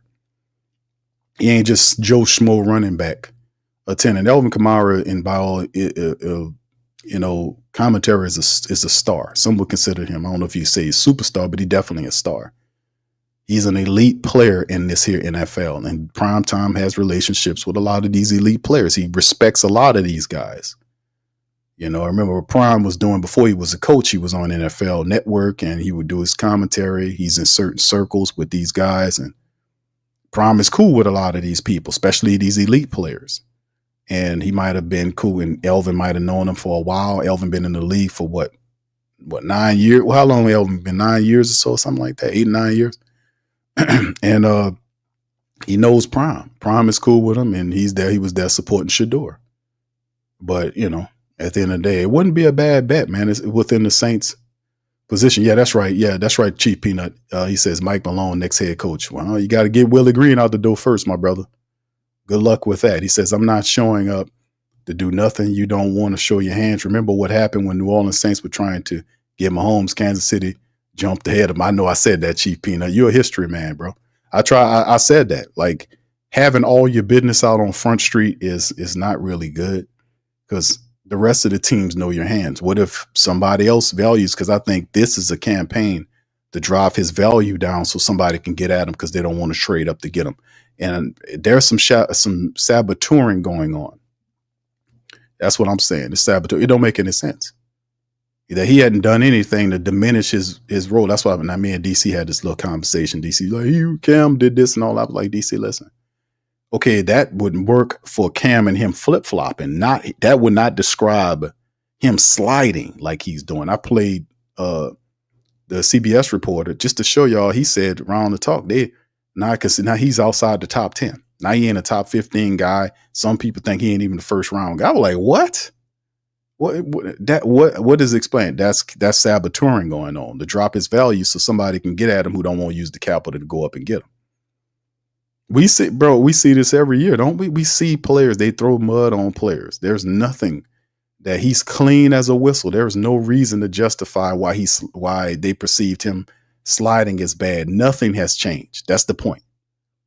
Usually have some receipts to explain that. Nothing has changed. Not at all. So why is now he's not a 15 pick? He's not a first rounder, according to what Jason is saying. Not at all, fam. Absolutely not. We got better sense than that. Chantel says, Q, I'm surprised the Saints didn't try to get Nick Chubb. He's a free agent right now. Yeah, I see what you're saying there. OG says, are he going back to Gulfport? All right, OG, be safe on that road, brother. All right. Yeah, this is very interesting, man. But yeah, you see it too, don't you? Don't tell me y'all don't see it, man. That ball look like JFK to me or nothing, man. Y'all like, you looking like a young JFK up there. I don't know, man. Maybe he got the part or something. I don't know what's going on. I don't know. Maybe I'm just tripping.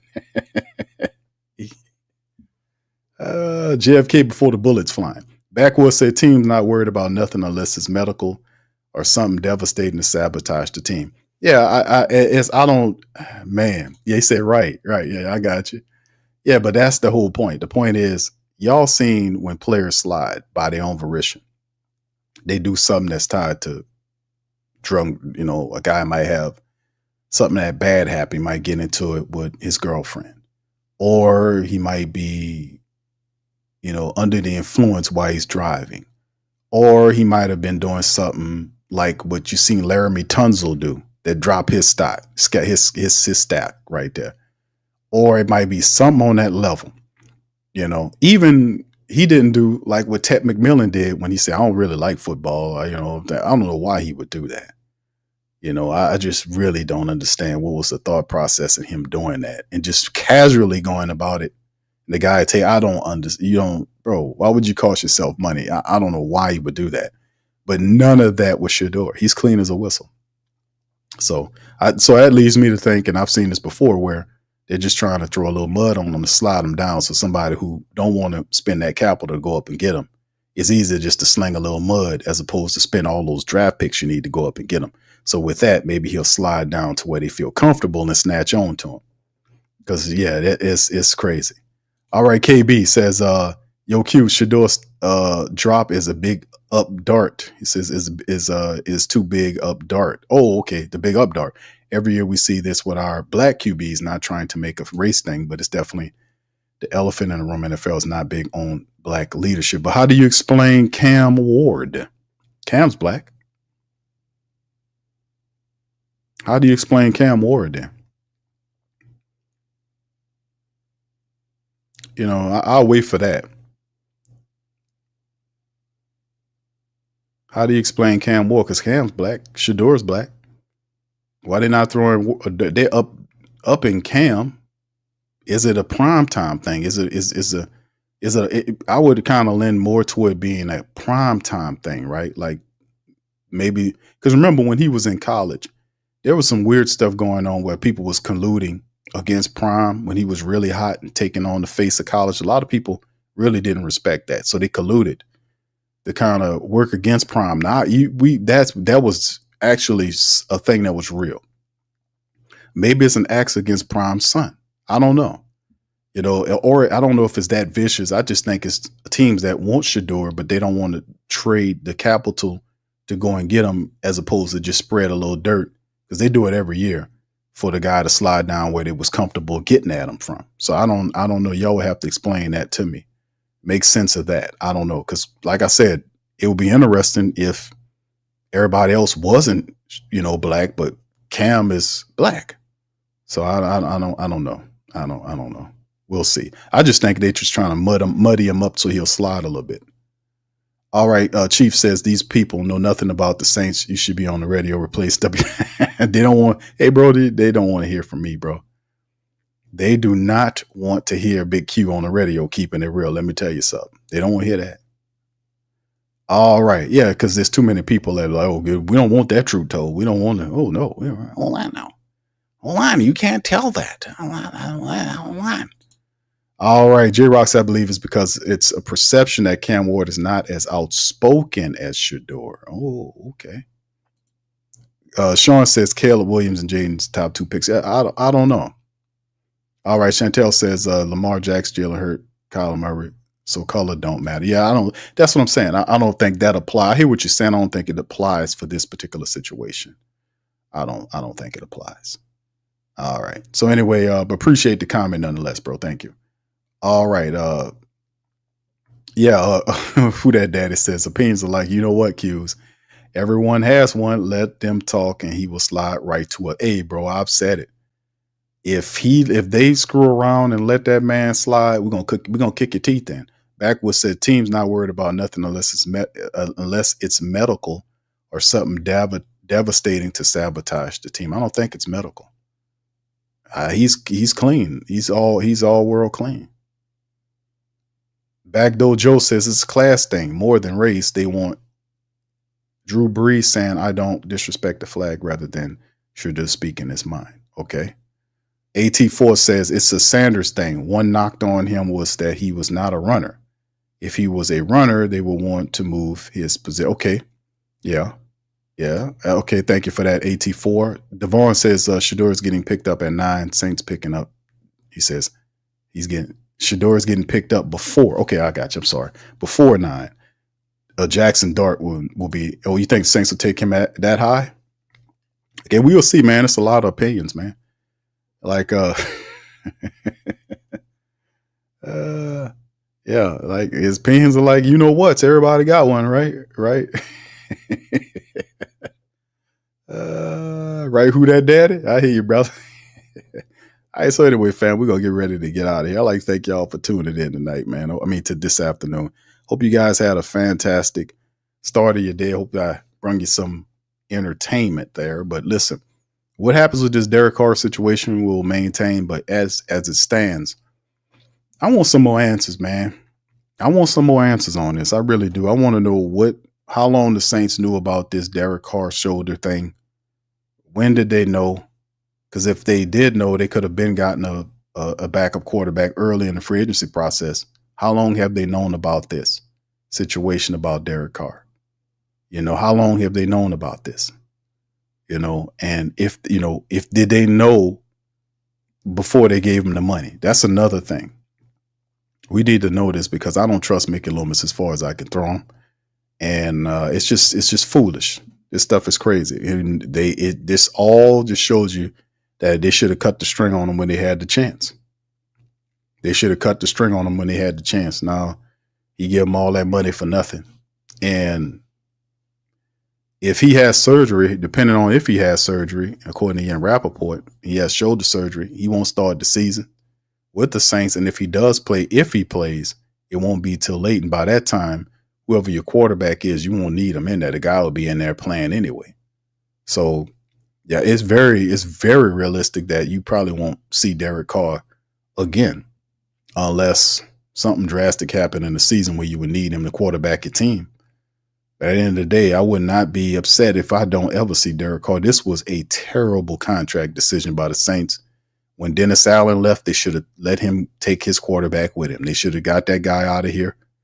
And ultimately, like I said, let's just do this right quick before I go. Let's just rationalize this based on what we was hearing.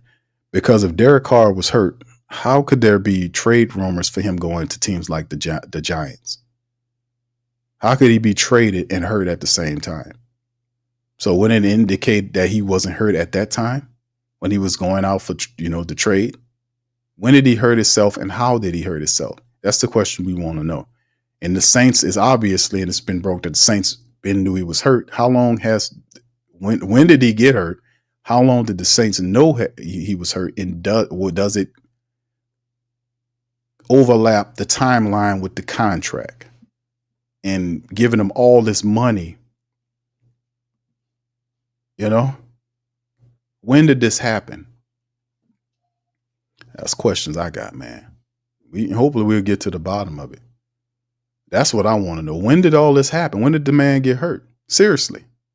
When did he tear up his shoulder? When did that happen?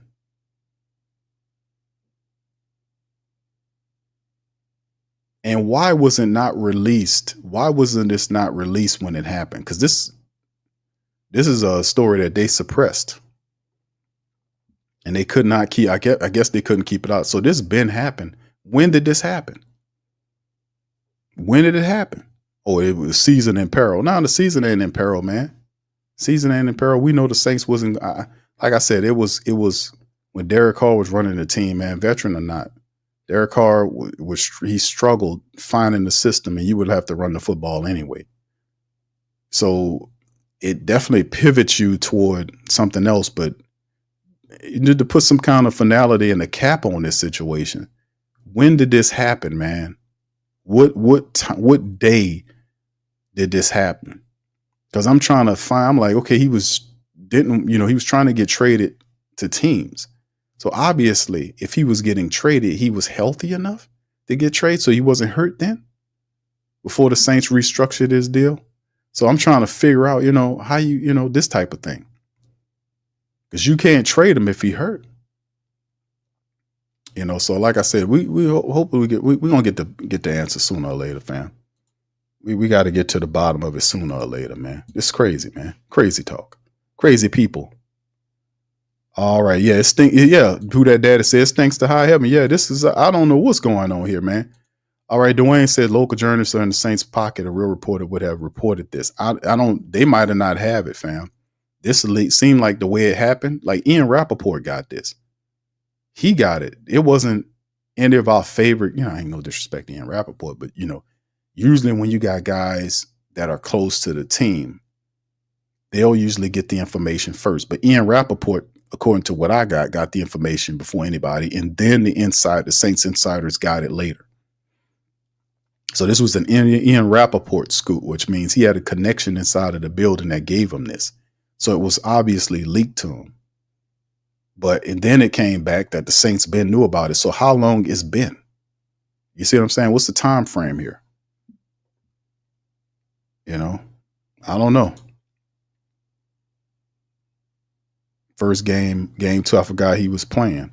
504 coach says wasn't released because they don't give a damn about the support base that won't exist without us. I know, bro. J-Rock says, I heard it looks like if Carr gets surgery, it would take 6 months to recover, depending on when he gets the surgery. Then he would have to get into football shape. He's done. Yeah, you would have to pencil him, stick a fork in him. I don't know, bro. What's up, Derek? Says Big Q from San Diego. Did Derek Carr finally go to jail stealing with a gun? Nah, Derek Carr is done. He didn't rob. Shout out to you, brother Derek, out there in San Diego, man. Appreciate you. No, I don't think he didn't rob. And that's the thing. I disagree with some of the who that's for. I disagree because he didn't steal nothing from the Saints. They gave him the money. That's the whole point. Like that would infer that you stuck a pistol on Mickey Loomis and Mickey, hold on now. Hold on, guy. Hold on. Just take whatever you want. Leave that clam chowder right there. So now I don't see that happening. I don't see him sticking a pistol on him. The Saints gave it away. It was a charity, basically. The Saints gave money away they gave it to Derek Carr, it appears. He didn't have to put a pistol on him. The Saints give Mickey Loomis is shoveling it out by the loads. $150 million worth of what? What did we pay? What'd you pay the $150 million for? Just gave this dude money for nothing. What did he do? But come down here, get hurt, blame his players, and cause an entire loyal support base to literally hate him. I mean, like yesterday's broadcast, I was saying, man, I underestimated the despise. It's just like the angst. I call it angst, but it's more like the Who Dat Nation despises Derek Carr. Me personally, I don't give a rat's ass, but at the end of the day, they despise him. You guys despise Derek Carr. And I was like, man, I had to say, because I was like, man, we ain't worrying about no Derek Carr.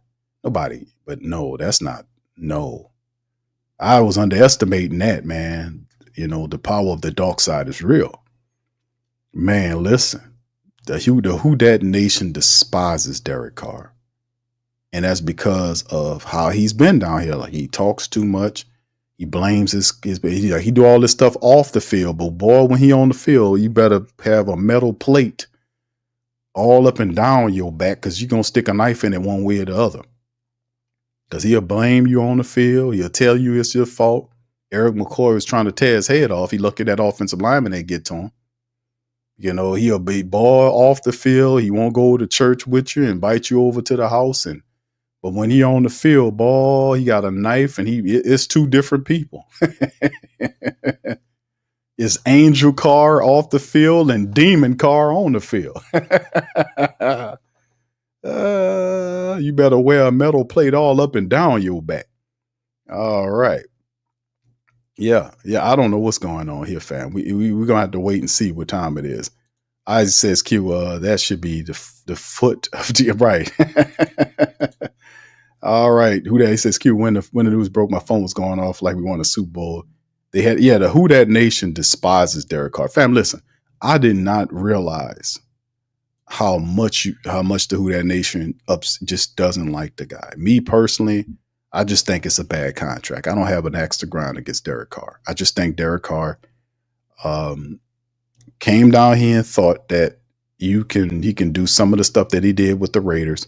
He did not and could not understand how intelligent, thorough that we are here.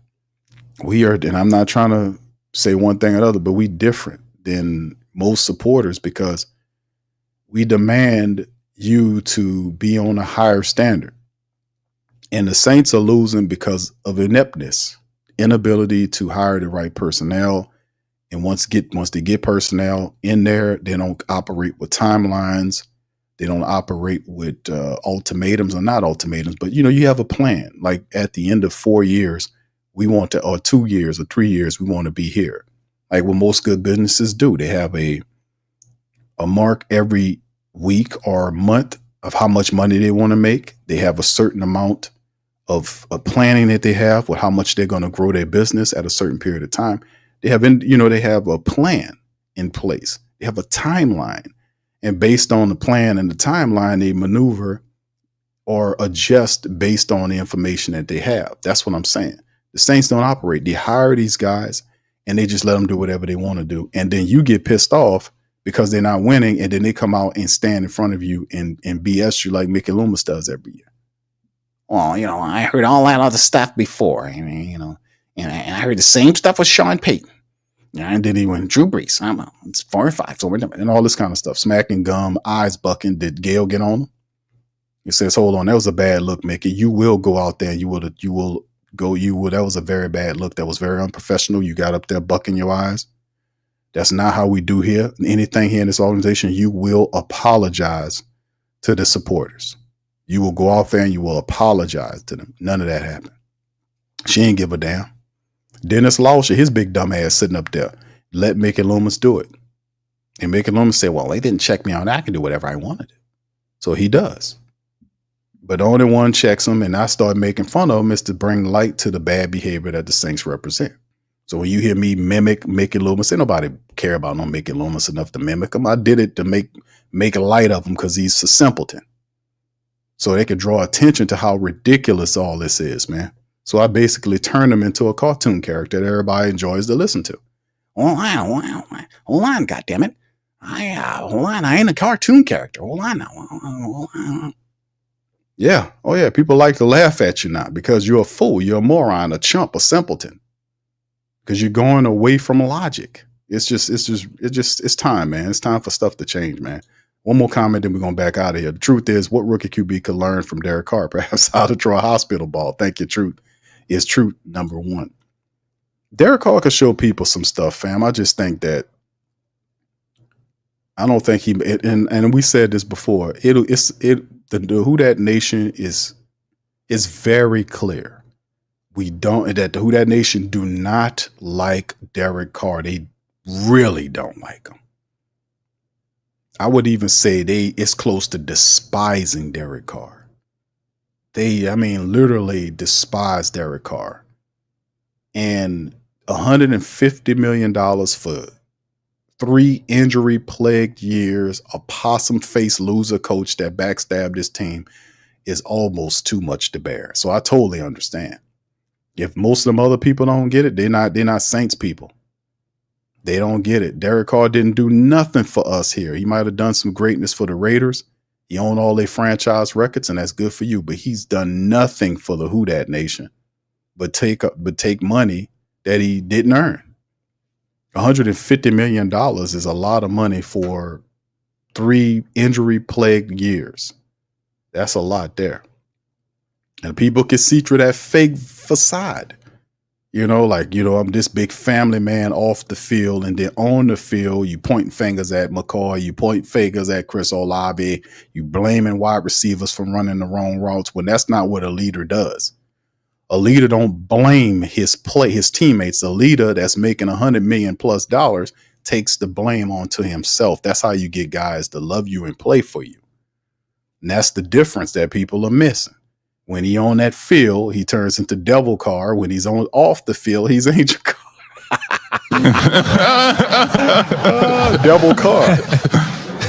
Oh, Devil Carr. Man, listen, bro. You can't fool the Who Dat Nation. We too on point with ours around here, man. Man, I got love for y'all, man. I'm honored to be a part of the mighty Who Dat Nation, the best in the business, man. Thank you guys so much, man, for real. Thank you for just being a family member with the mighty Who Dat Nation, man. Let me tell you, man. Let me tell you, I just thank the Most High for putting me in the Who Dat Nation. Let me just put that let me give y'all a round of applause, man. Shout out to the mighty Who Dat Nation, man. Big ups. Love the mighty Who Dat Nation, man. Brother James says, Q, I saw this in Carr's character a long time ago. He doesn't like any competition for a QB. That's right, bro. I think he planned into his injury because he's pissed and he passed all the deadlines that affected his money. Shaking my head. Appreciate you, bro. Thank you, Brother James. Much love, bro. Who Dat Daddy? Thank you, man. He says, Q was running that old. I bet I know where you got those shoes. Hey, listen, man. Listen, I just thank y'all so much, man, because it's been a long several years of losing, man. And listen, man, I just thankful to be a member of the mighty Who Dat Nation, man, because, you know, one thing for certain, we keep these people accountable. We stay on a neck with ours with the truth. And it is just cool and awesome when that veritas, when that truth comes out, man. And it's phenomenal, man. When people see, they finally see the light. And we've been on point with our game for a long time now. So, man, it's all good. What's up, Sonia? Shout out to you. Brother Covington, how you doing, sir? Says, who you think we are? He said, hold on, let me put Jerry on there. He says, who they think we are. You can't bull job us. We see it before you try and do it. Indeed. Shout out to you, Brother Jerry. Appreciate you, man. Indeed, I keep telling them. David Griffin and Mickey Loomis and all these people that want to try to BS us, don't do that. You might have done that in previous stops, but don't do that. We're not for that. We don't like all of that. And we can see that. And we will call you out. We will check you. We will definitely do it. And that's not only anybody, the players, the coaches, the ownership. Hell, it don't matter. If you on that BS, we're going to get at you. No doubt about it, man. So I just appreciate that aspect of us, man, for keeping it all there. But anyway, with that being said, I'm going to get out, man. Y'all do us a service. Check out our show sponsors, Mint Mobile, T. Chenley, and Bet Online. Links in the description section below for deals on all of them. Mint Mobile. If you need cheaper cell phone service, man, check out Mint Mobile. There's a discount being offered. T. Chenley, for the brothers want to get their skin game tight and right. Each T. Chenley, we got a special going on, man. You hit that link, you get a little special deal. Bet Online for my bettors out there who, you know, a lot of betting is going for Shedeur going toward the Saints. Are you guys down with that? Do you think that happens? Vegas thinks so. I think the bets are for Vegas is saying that Shedeur goes to the Saints. That's the biggest betting right there going on. That's the line on it anyway. But anyway, y'all check that out. And also check out whodatdaily.com. Give our writers support, man. You know, they write and doing some great stuff over there as well to keep our unit, our platform moving strong. So with that being said, I'm going to holler at y'all on Monday stream unless something pop up. Much love. Who Dat to your piece. Yeah. Boogie like Benson, I'm a who dat. I'm a who dat. Long as I'm living, I'm a who dat. Lose or winning, I'm a who dat. Sports Coma, yeah, this is where we do that.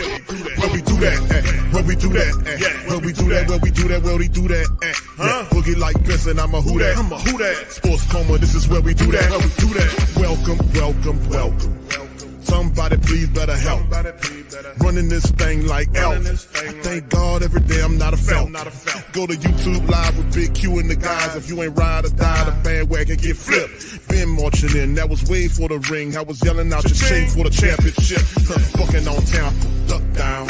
Falcons, pluck, get shut down. Panthers ain't much touchdown. The vision really belong to us now. So much hate on the Saints, you could probably tell. Ever since Bounty Gate hit the NFL, when things seem fishy and you probably smell the crooked referees or Roger Goodell. Yeah, running like this and I'm a who dat. Every day I'm living, I'm a who dat. Lose or winning, I'm a who dat. It's the Sports Coma, this is where we do that. Where we do that, where we do that, where we do do that, where we do that, where we do that. Boogie like this, and I'm a who that. It's the Sports Coma. This is where we do that. You're listening to the Sports Coma with Big Q and the guys on the PRO Media Network.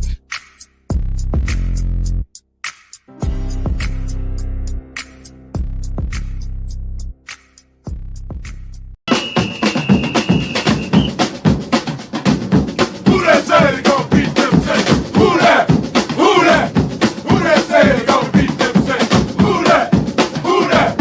Who that say they gon' beat them Saints? Who that? Bet Online is the world's most trusted betting platform and your number one source for online betting in 2025. Whether you're a seasoned fan or a first-time bettor, Bet Online is your ultimate game day companion with the largest selection of odds on everything from NBA and college basketball to NHL and UFC. Bet Online continues to be your number one sports betting source for every three-pointer to hat trick. Bet Online has you covered with odds, stats, and more for every game, every play, and every win. Bet Online, the game starts here.